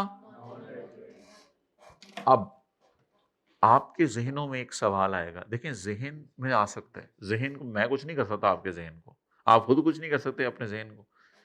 जहन में एक सवाल आ सकता है कि फॉरेन सैलरी कमा रहा है, और फॉरेन सैलरी के चैप्टर में सर ने बताया था कि या तो बाहर के मुल्क में टैक्स पे करो तो फॉरेन सैलरी माफ होगी, या ईयर एंड पे बाहर हो। 2020 में वापस आया, बाहर नहीं है, पाकिस्तान आ गया है, तो सैलरी के चैप्टर वाली दोनों एग्जेम्पशंस फेल। लेकिन चैप्टर 13 में एक इतनी बड़ी एग्जेम्पशन है जो हर हेड पे लगती है, क्या सैलरी, क्या बिजनेस, क्या कैपिटल गेन, क्या प्रॉपर्टी, क्या अदर सोर्स। जो बंदा मुसलसल 4 साल से नॉन रेजिडेंट है, 19, 18, 17, 16, 14, 15 भी जरूरी नहीं था, जो बंदा मुसलसल 4 साल से क्या है, वो जिस साल आके रेजिडेंट बना उस साल, यानी 20 का साल और 21 का साल, उसकी फॉरेन इनकम क्या हो जाएगी? इस बुनियाद पे फॉरेन सैलरी क्या कर दें? आप जरा बोलें मेरे साथ, फॉरेन सैलरी चैप्टर 7 में पढ़ा था, तब माफ होती है जब फॉरेन कंट्री में टैक्स पे करें या साल के आखिरी दिन बाहर हों। ना टैक्स पे किए ना बाहर हैं। हां, लेकिन हमने चैप्टर 13 में फॉरेन इनकम्स हर किस्म की माफ करने का एक तरीका देखा हुआ है, वो ये है कि ये बंदा मुसलसल 4 साल से क्या हो।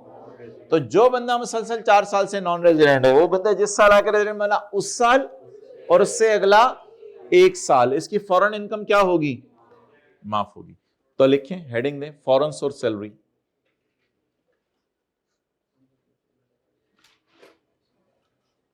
लिखें mister Ahmed is non resident, जरा छेती छेती, mister Ahmed is non resident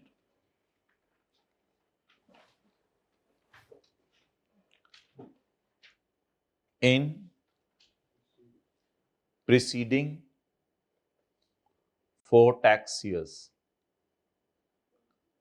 In preceding 4 tax years. That is, भाई 2020 में ना यकम दिसंबर को आ गया है, तो दिसंबर से जून 7 महीने बनते हैं, इसलिए इस साल तो रेजिडेंट है। तो डेट इज फ्रॉम 2016 टू 2019, 4 साल जिक्र करते हैं बस। That is from 2016 to 2019। हमारे मिसाल में तो वैसे 6 साल से नॉन रेजिडेंट है, लेकिन 6 में 4 तो आ ही जाएंगे ना। That is from 2016 to 2019। So assuming him to be a citizen, assume कर लें सिटीजन है, लिखा हुआ है कहीं सिटीजन है, ये शर्त थी 4 साल के लिए, सिटीजन होना जरूरी है। So assuming him to be a citizen, his all foreign incomes will be exempt. His all foreign incomes will be exempt in the tax year in which he became resident,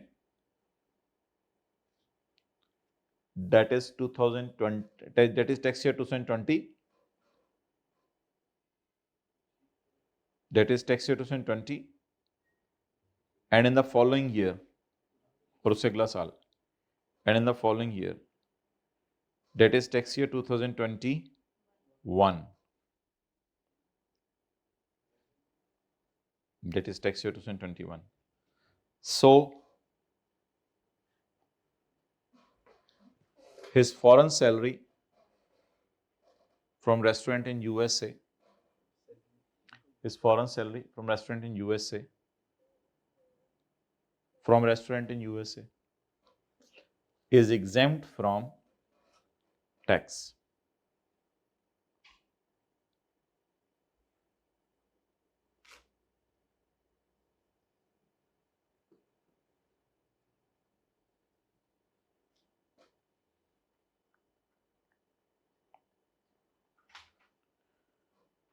अच्छा जी,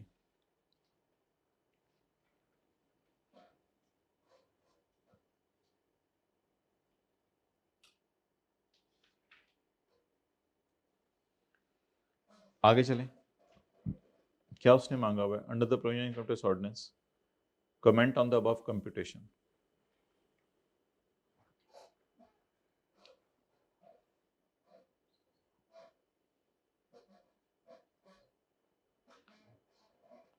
वैसे इसने ना इसको taxable समझा है, क्योंकि loss और income को इसने नेट करके फिर लॉस अपना काम किया है।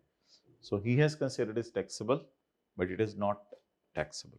लिख से एंड पे डाल दें, कमेंट कर देना। So he has considered is taxable but it is exempt। उसने टैक्सेबल पता है कैसे समझा है? ये लॉस और गेन को नेट करके उसने ये फाइनल फिर निकाले।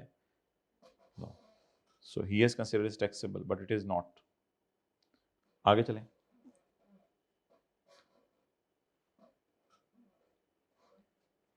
Salaries, while computing income from business,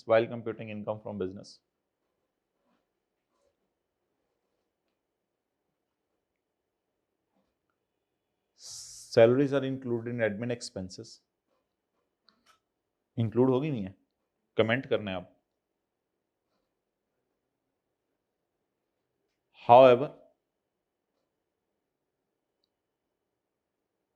However, these are not allowed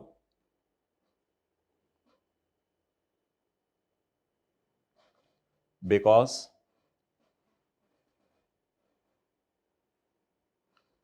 salary exceeding 32,000 per month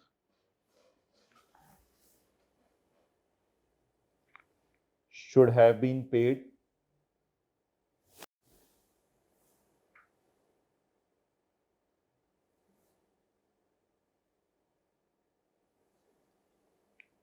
through cross check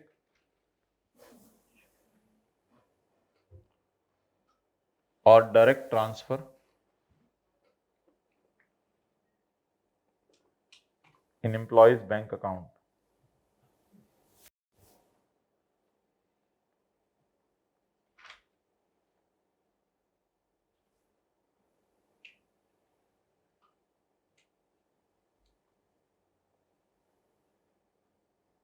Done? अच्छा,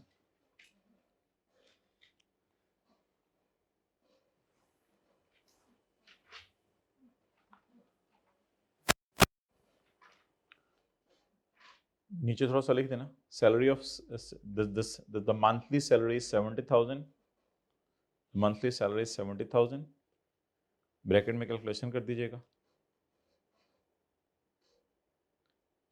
the monthly salary 70,000 and is paid in cash.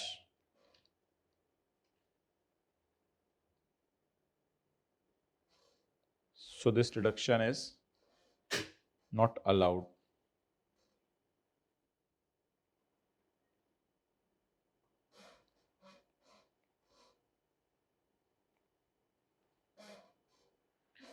दिखाइएगा। अब देखें पूरे फिक्रे की एक सेंस बन गई है या नहीं? While computing income from business, salaries are included in selling and admin expenses. These are not allowed because salary exceeding 32,000 per month should have been paid through cross check or direct transfer to employees bank account. Here the monthly salary is 70,000. Here colors देखें, here colors. Here the monthly salary is 70,000 and is being paid in cash. So this deduction is not allowed. Feasibility studies, अगली feasibility studies include admin expenses at 6 lakh. However, ball point मुंह से निकाल के, feasibility studies has been included in admin expenses at rupees 6 lakh. However,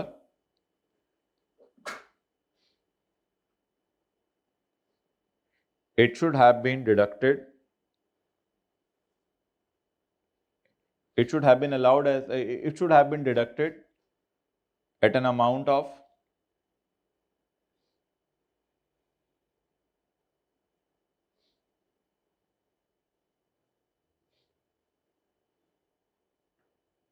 बोलें, at an amount of 6 lakh into 20%.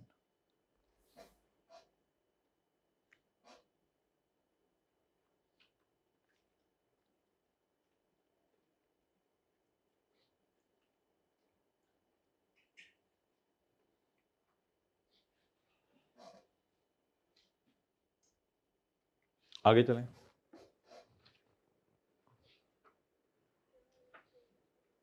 Comment on the computation.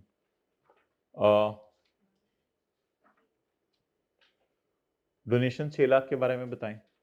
ये तो charitable hospital को दिया ना पाकिस्तान में, तो क्या लिखें? हाथ खड़ा करके बताएं ना, हाथ खड़ा करके बताएं, बताएं ना, हाथ खड़ा। अब अंग्रेजी आप बताएं ना, पढ़ी हुई अंग्रेजी का, बचपन में उर्दू से अंग्रेजी तर्जुमा करवाया जाता था, उर्दू पैरे को अंग्रेजी पैरे में कन्वर्ट करना, या चैट जीपीटी में डालते थे 7th क्लास में, वो इंग्लिश में कन्वर्ट कर देता था।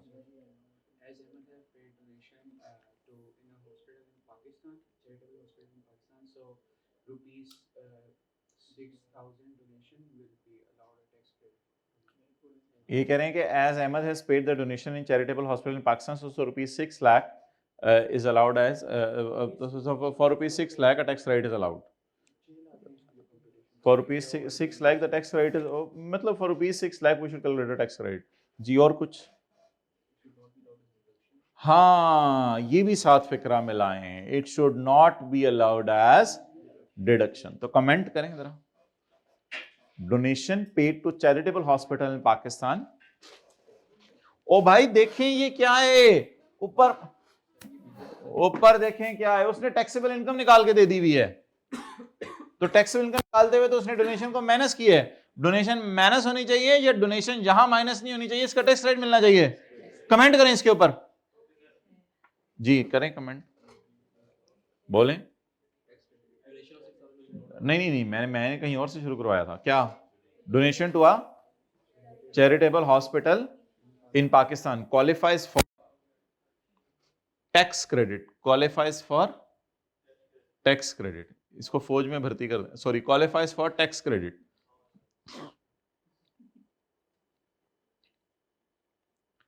However, in computation,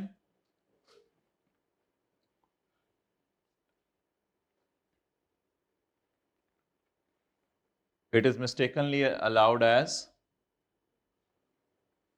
however, in computation, it is mistakenly allowed as deduction while calculating. However, in computation, it is mistakenly allowed as deduction while calculating income from business. While calculating income from business.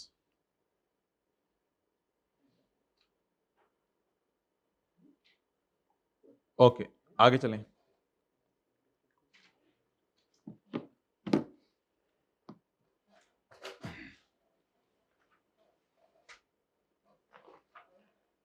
$2.5 lakh was paid to a non-profit organization. हर ज़माने में लोगों को खुश करने और रखने के मुख्तलिफ असबाब इख्तियार किए जा रहे हैं। आजकल ये भी होता है कि किसी ने स्टेटस लगाया, आप उसको कॉपी पेस्ट करके लगा दें, अगला खुश हो जाता है, यार रहते। $2.5 lakh was paid to non profit organisation.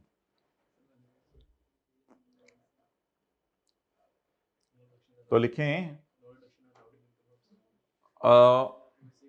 The donation in USA does not qualify for tax credit. The donation in USA does not qualify for tax credit. नहीं, हम तो पाकिस्तान का टैक्स कैलकुलेट कर रहे हैं ना, तो does not qualify for tax credit.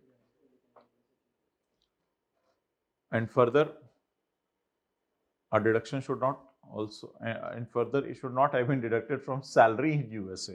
इसकी तो तुकी नहीं, सैलरी में तो वैसे ही खर्चे माइनस करने की जाती। And further it should not have been deducted from salary in USA.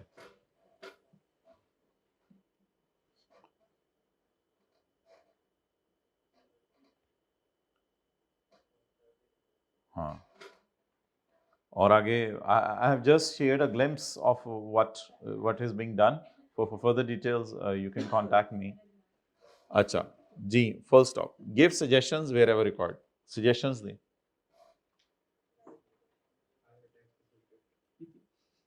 Hire a tax consultant तो नहीं भाई, ये तो अब फिर give suggestions wherever required.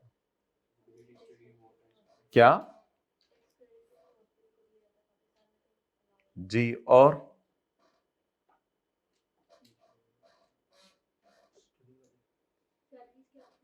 Suggestion मेरे ख्याल से उसको ये दे दें आप कि तुम जो है ना आइंदा फिजिबिलिटी स्टडी करना ही ना,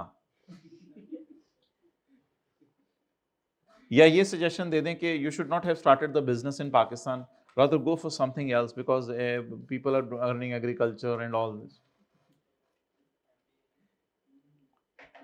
सजेशन से ये दे दें कि you should not have worked in a part time restaurant in USA. भाई उसको सबसे बड़ी सजेशन दें कि आप सैलरीज आइंदा 32,000 से ऊपर की कैश में पे ना करना। लिखें सजेशन, सबसे बड़ी सजेशन उसको ये दें, लिखें। ये तो पहली दफ़ा सवाल आया है ऐसा आई कैप में, आज तक कभी नहीं आया, और इसके 6 साल गुजर गए, इसके बाद भी कभी नहीं आया ऐसा सवाल। ये तो आई कैप में पहली दफ़ा इस तरह का सवाल आया है, पता नहीं क्या ऐसे मूड में बैठा हुआ था एग्जामिनर, चल लाइन पा, कुछ थोड़ी जी लाइन पा, बेबी ने कहा चल चल सजेशन लिख दे, वो पा चढ़ी उन्हें। Give suggestions wherever required, तो लिखें माई सजेशंस आर नॉट इस काबिल so I am not giving suggestions. My suggestions are as follows, लिखें।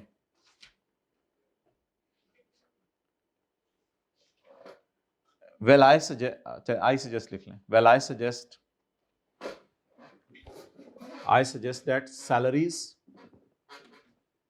exceeding 32,000 per month. I suggest that salaries exceeding 32,000 per month should be paid through cross cheque और direct transfer to, इधर online भी allowed नहीं है, credit card भी allowed नहीं है, और direct transfer to employees bank account.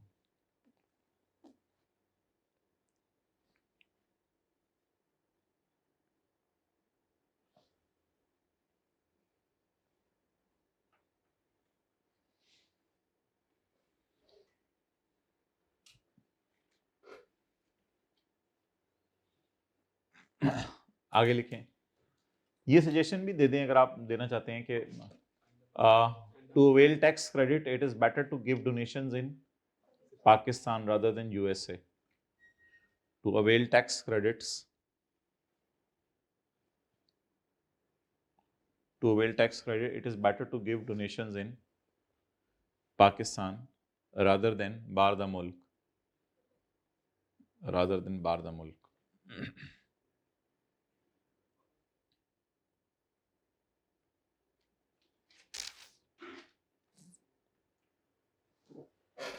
अच्छा जी आगे चलें, रिवाइज कंप्यूटेशन निकालें। वो पुत्र उन्हें लिखी है नॉट रिक्वायर्ड ना, मैं तो कढ़ानी है, उसने लिखा है नॉट रिक्वायर्ड। जैसे मुझे ये लाइन जो है नजर नहीं आई ना, 12वीं दफा सवाल करा रहा हूं।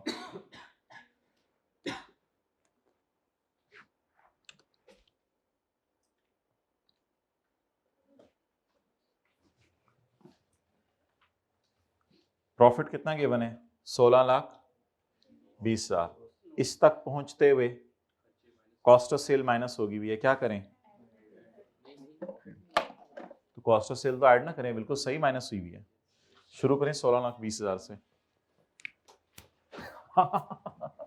वो मोबाइल की आवाज से आने आए थे भाई। इनकम फ्रॉम बिजनेस, प्रॉफिट कितना सवाल में कितना गिवन है? प्रॉफिट में, प्रॉफिट से ही सवाल शुरू कर लें। अच्छा वैसे न्यूमेरिकल शुरू करने के दो तरीके हैं, एक तरीका सेल से चल के और एक तरीका है प्रॉफिट से। प्रॉफिट से जरा चले, प्रॉफिट से ही चले। 16,20,000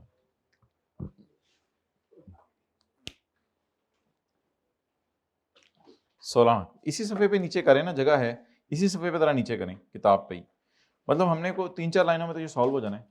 16,20,000 बोले 16,20,000 तक पहुंचते हुए क्या माइनस हो चुकी है? कॉस्ट ऑफ सेल में कोई मसला नहीं है। 16,20,000 तक पहुंचते हुए क्या माइनस हो चुके हैं? 8,40,000 माइनस होना चाहिए था, नहीं होना चाहिए था? नहीं होना चाहिए था। क्या करें? उल्टा दें। सैलरीज किस में पे हुई हैं? कैश में, इनको उल्टा दें। 840। ओ वो याद नहीं आता, फिजिबिलिटी स्टडी पड़ी हुई है, तरतीब से चलाना वाले, नोट 1 2 नोट ए। फिजिबिलिटी स्टडी पड़ी हुई है 6 लाख। 6 लाख पढ़ाना चाहिए 20%। प क्या है? पूरा 6 लाख पड़ा, इसको टाइम क्या? फिजिबिलिटी उल्टाएं 6 लाख, इसकी जगह माइनस कर दें 20% ऑफ 6 लाख जी, 120। वो याद नहीं आपको?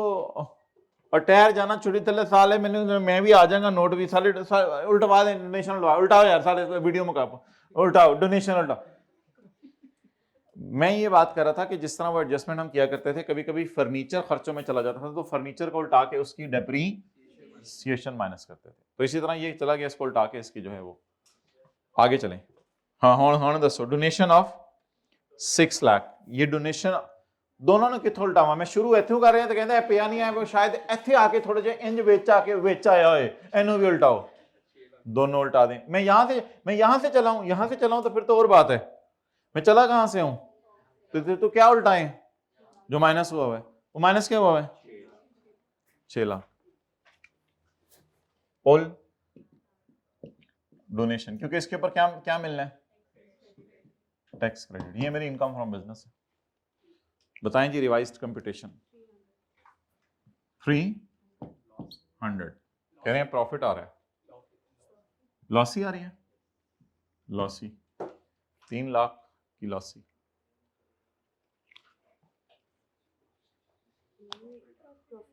तो प्रॉफिट आ रहा है, ठीक है, लालच हो लेना।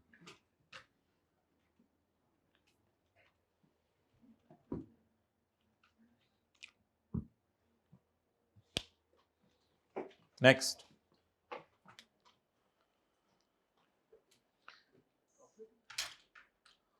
लिखें प्रॉफिट या लॉस गिवन हो तो वहीं से अपने अपने रजिस्टर पे ही, अपने अपने उस पे जहाँ पे किताब पे लिख रहे हैं प्रॉफिट या लॉस गिवन हो तो वहीं से न्यूमेरिकल स्टार्ट करना होता है। लेकिन चलें वैसे ही आज सेल से भी चल के देखते हैं। प्रॉफिट या लॉस गिवन हो, प्रॉफिट या लॉस गिवन हो तो वहीं से ही सवाल शुरू करना होता है। लेकिन चलें चलो उठ फिर, लेकिन चलें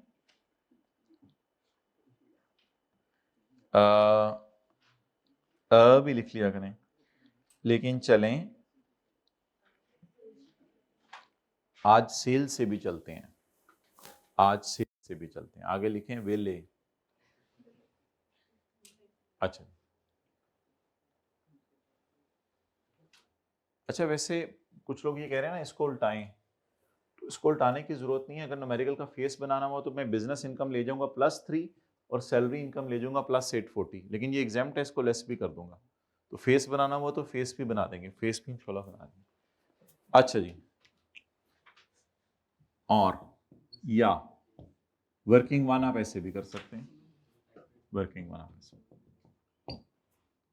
इनकम फ्रॉम बिजनेस कहां से चल रहे हैं हम, रेवेन्यू से चलने का आसान तरीका यह है कि अलाउड खर्चे माइनस कर दें। रेवेन्यू से चलने का आसान तरीका क्या है, अलाउड खर्चे माइनस कर दें। बोले अलाउड खर्चे माइनस कर दें। ये revenue 4000। Cost of sale allowed है, टैक्स वाले अलाउ करने देंगे? बताएं, कॉस्ट ऑफ सेल अलाउड है, टैक्स वाले अलाउ करने देंगे, माइनस करने देंगे? चलें ठीक है। जिस तरह होता नहीं था प्रॉपर्टी का न्यूमेरिकल सॉल्व करते थे, तो प्रॉपर्टी का न्यूमेरिकल सॉल्व करते हुए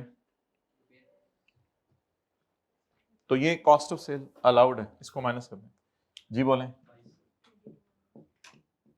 22।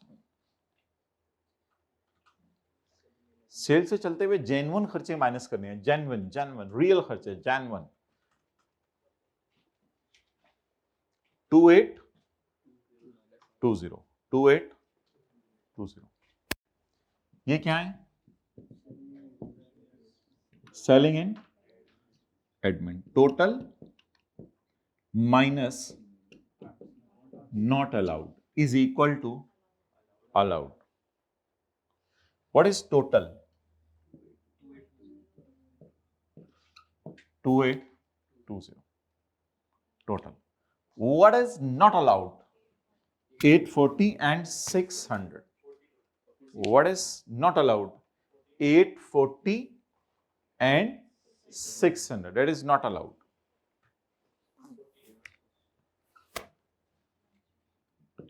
840 and 600। लेकिन वैसे मेरा एक मशवरा है, इसमें 120 डाल दें। आप थोड़ा सा टेक्निकल हो गया, इस तरह वो आईकेप इस तरह पूछता नहीं जैसे सेल से चल के, लेकिन इसमें 120 डालना पड़ेगा। 120 क्यों डालना पड़ेगा, 840 माइनस करने की इजाजत, 600 माइनस करने की इजाजत नहीं है। लेकिन इन अब ये जो भी खर्चे निकलेंगे इनमें 120 तो खर्चे में डालने की इजाजत है ना, मतलब अब समझे इधर प्लस होगा ना। मतलब ये 2820 में क्या पड़ा हुआ था, 600 पड़ा, क्या होना चाहिए था 120। अब जरा जवाब दें, 1500। तो मेरे एडमिन एक्सपेंसेस कितने हो गए, 1500। फॉर्मेट तकरीबन वही रहा है, हल्का फुल्का मैंने 120 ऐड कर दिए, माजरत। तो बोले 2820 माइनस करने की इजाजत है या सैलरीज माइनस करने की इजाजत नहीं है,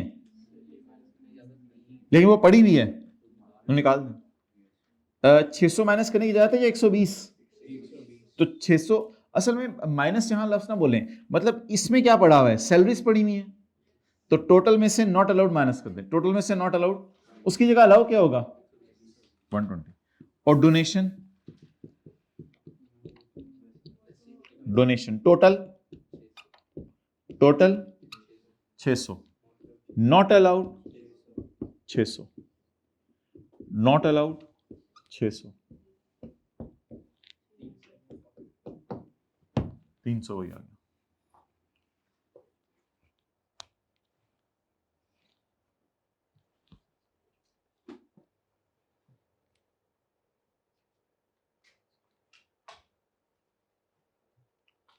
लिखें सेल से चलते हुए अलाउड खर्चे माइनस करने होते हैं, अलाउड या नॉट अलाउड, अलाउड। सेल से चलते हुए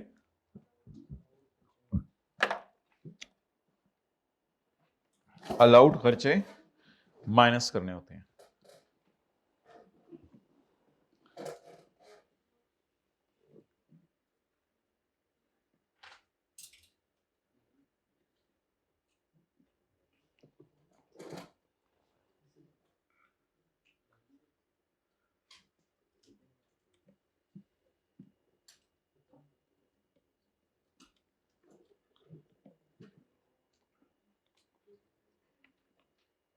ओके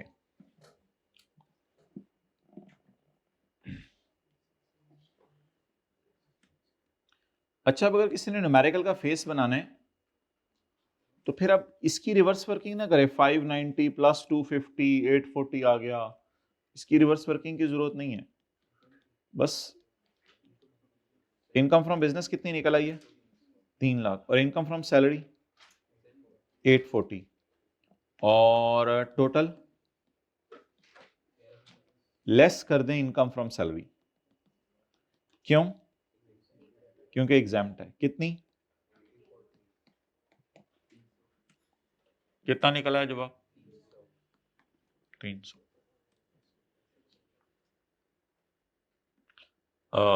ये आपकी टैक्सेबल इनकम है, और फिर चैरिटी वगैरह का टैक्स माफ हो जाएगा।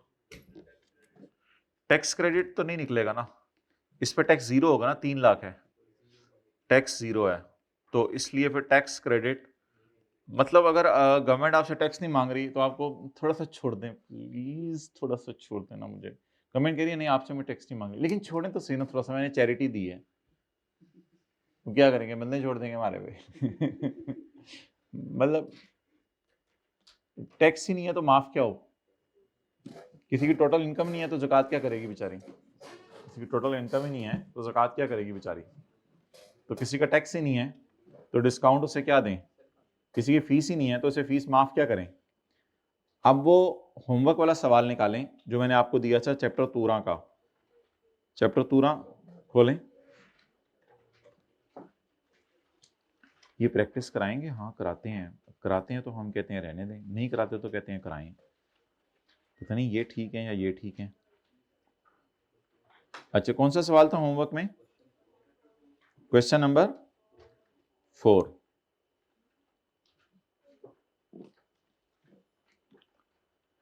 आज ये सफा निकालें, पेज 344 से अगला, पेज 344 से अगला सफा।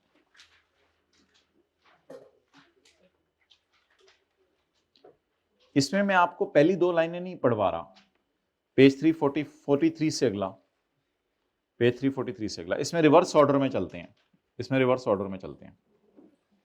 हाईलाइट करें, किसी को याद है बाहर की सैलरी के बारे में हमने क्या पढ़ा था, बाहर की सैलरी के बारे में, या तो फॉरेन टैक्स पे करो वरना आप सिटीजन हो या रिमेन, लेकिन ये रूल सिर्फ सैलरी के लिए था। ये डब्बा सिर्फ किसके लिए था, लेकिन कौन सी वाली सैलरी, इनकम फ्रॉम सैलरी कौन सा वाला बंदा, 2 आंखों वाला बंदा, तो कौन सी वाली सैलरी, बाहर के मुल्क वाली सैलरी। अच्छा ये जो रूल है ना, ये जरा ये देखें, ये एनी फॉरेन, एनी सॉरी, यानी किसी भी किस्म की फॉरेन इनकम के लिए है। कौन सी इनकम के लिए है? किसी भी किस्म की फॉरेन इनकम के लिए। ये रूल क्या है? ये रूल सुने, बोलें अगर कोई बंदा पाकिस्तान का सिटीजन है और 4 साल से नॉन रेजिडेंट है, जिस साल आके रेजिडेंट बना उस साल और उससे अगला सारी फॉरेन इनकम्स माफ हो जाएंगी, सारी फॉरेन इनकम्स माफ हो जाएंगी। ये किसके लिए रूल है? जो 4 साल से नॉन, इनको कहते हैं रिटर्निंग एक्सपेट्रिएट्स, बाहर के मुल्क से पाकिस्तान वापस आ रहे हैं। और अगर कोई बंदा पाकिस्तान में 3 साल से कम के लिए नौकरी करने आया है और फॉरेन इनकम को पाकिस्तान नहीं मंगवाया, तो उसकी भी सारी फॉरेन इनकम्स माफ हैं। ये कौन बंदा है जो पाकिस्तान में क्या करने आया हुआ है? नौकरी। जो पाकिस्तान में क्या करने आया हुआ है? नौकरी। और ऊपर वाला बंदा कौन है? जो बाहर चला गया हुआ था, अब उसने सोचा कि पाकिस्तान आ जाए। आप कोई रिश्तेदारों को ऐसे जानते हैं जो 4, 5, 6 साल से पाकिस्तान से बाहर हो? अब अगर वो, अच्छी बात है बाहर गए, अब अगर वो पाकिस्तान आ जाएं, तो उनके ऊपर कौन सा सेक्शन लगेगा? ये वाला, ऊपर वाला। अच्छा जी, पढ़ें भाई। जो जो रिश्तेदारों के ने किया हुआ या आपने उनके साथ किया हुआ मुझे ना बताएं।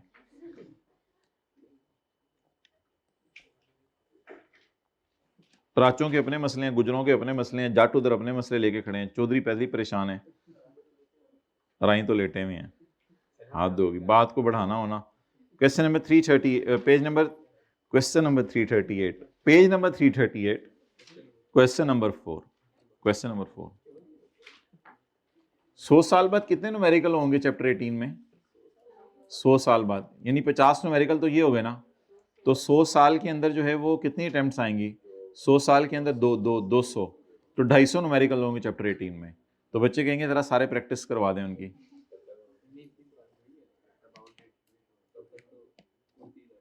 नहीं, तब क्या मतलब? वो पुराने डॉक्टर सोना वाला न्यूमेरिकल डिलीट करेंगे हम? वो जो कंसल्टेशन फीस, वो तो बेस बनाने के लिए जरूरी है वो वाले न्यूमेरिकल्स।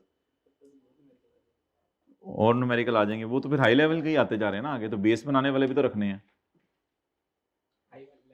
हाई लेवल वाले निकाल दें, 2-3 अभी भी निकाल दें चैप्टर 18 से, हाई लेवल वाले। मतलब हल मुझे बताएं, इन चीज़ों का हल क्या है? यानी अगर कोई अटेम्प्ट करवाएं बच्चों को तो कहते हैं कि ये ज़्यादा क्यों करवा रहे हैं, और अगर ना करवाएं कहते हैं इस सवाल की, इस एडजस्टमेंट की, तीसरी एडजस्टमेंट में मेरी ग्रिप नहीं बन रही sir.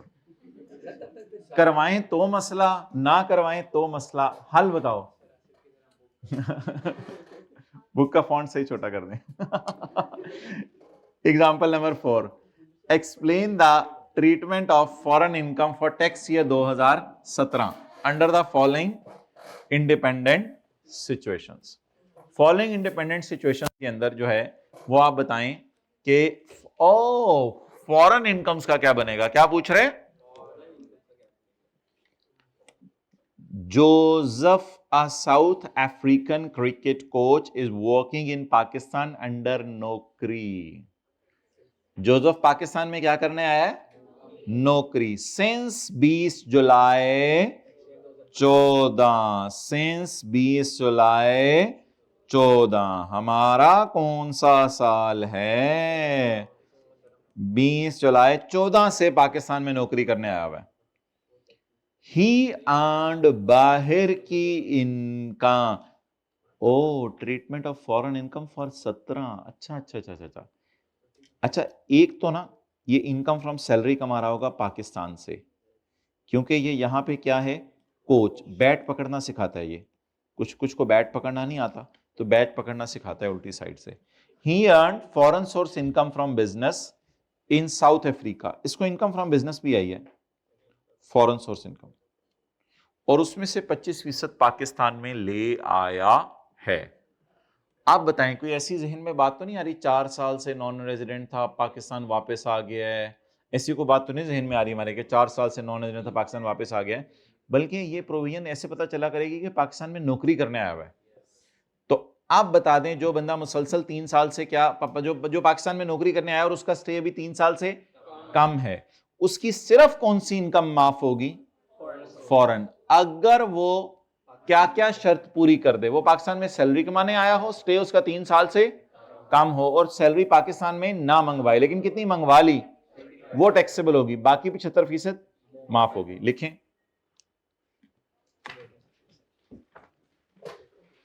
Any foreign income, any foreign income of resident individual, भाई ये रेजिडेंट है, ये तो तीनों सालों से रेजिडेंट है, हमारे साल भी रेजिडेंट है। Any foreign income earned by a resident individual, earned by a resident individual,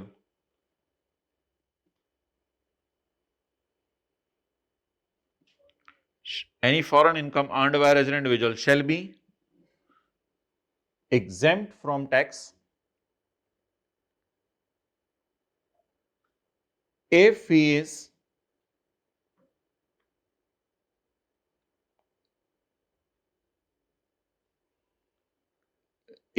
resident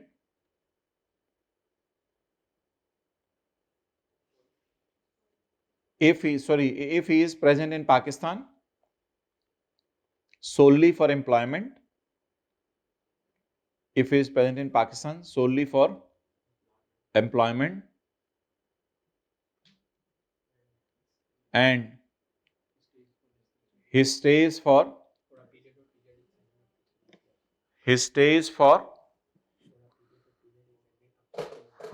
for a period of less than 3 years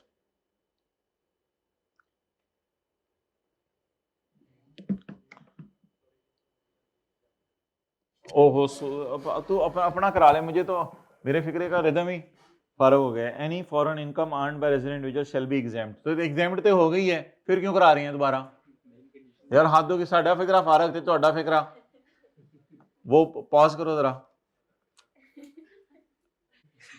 recording तो नहीं है। Any foreign income earned by resident individual shall be exempt from tax if he is present in Pakistan solely for employment and he stays for Pakistan for a period of less than 3 years. The exemption is only available if the money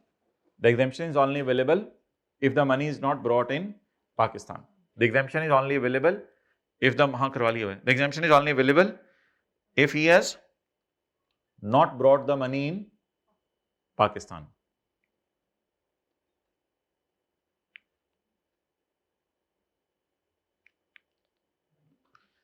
अब लिखें,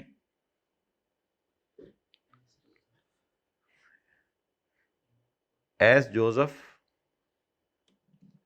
is earning salary income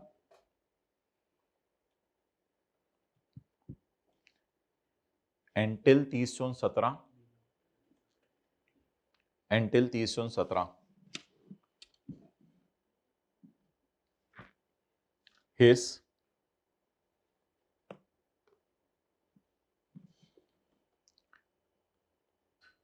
30/6/17 his बोले क्या, his at 30/17 his foreign source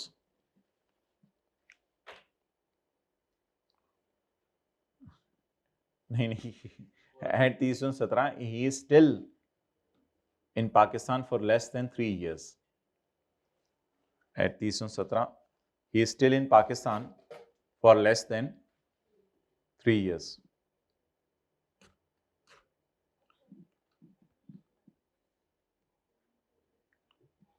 So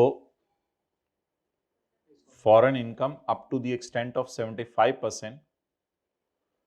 So foreign income up to the extent of 75% बोलें will be exempt. However, remaining 25%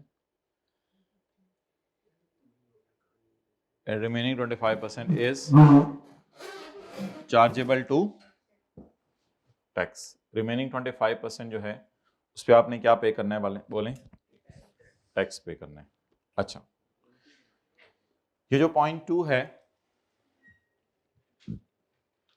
उसमें मैं diagram दोबारा नहीं बना रहा। ऑन 15 जनवरी 16 ऑन 15 जनवरी 16 अच्छा, वैसे 16 के साल में ना ये बंदा, मैं आपको बताऊं, ये बंदा है, अच्छा सॉरी, 16 के साल में ये बंदा नॉन रेजिडेंट है। 16 के साल में ये बंदा क्या है, और रेजिडेंट कब बना है, 17 में। आया कब है पाकिस्तान, 15 जनवरी 16। 15 ये और बंदा है, ये वाला, ये चीजें ना आप देखें। अच्छा, इसकी सैलरी इनकम पाकिस्तान वाली तो टैक्सेबल थी, कोच वाली, ये पिछला जोसेफ वाला सवाल। अब मैं नया सवाल शुरू कर रहा हूं। तो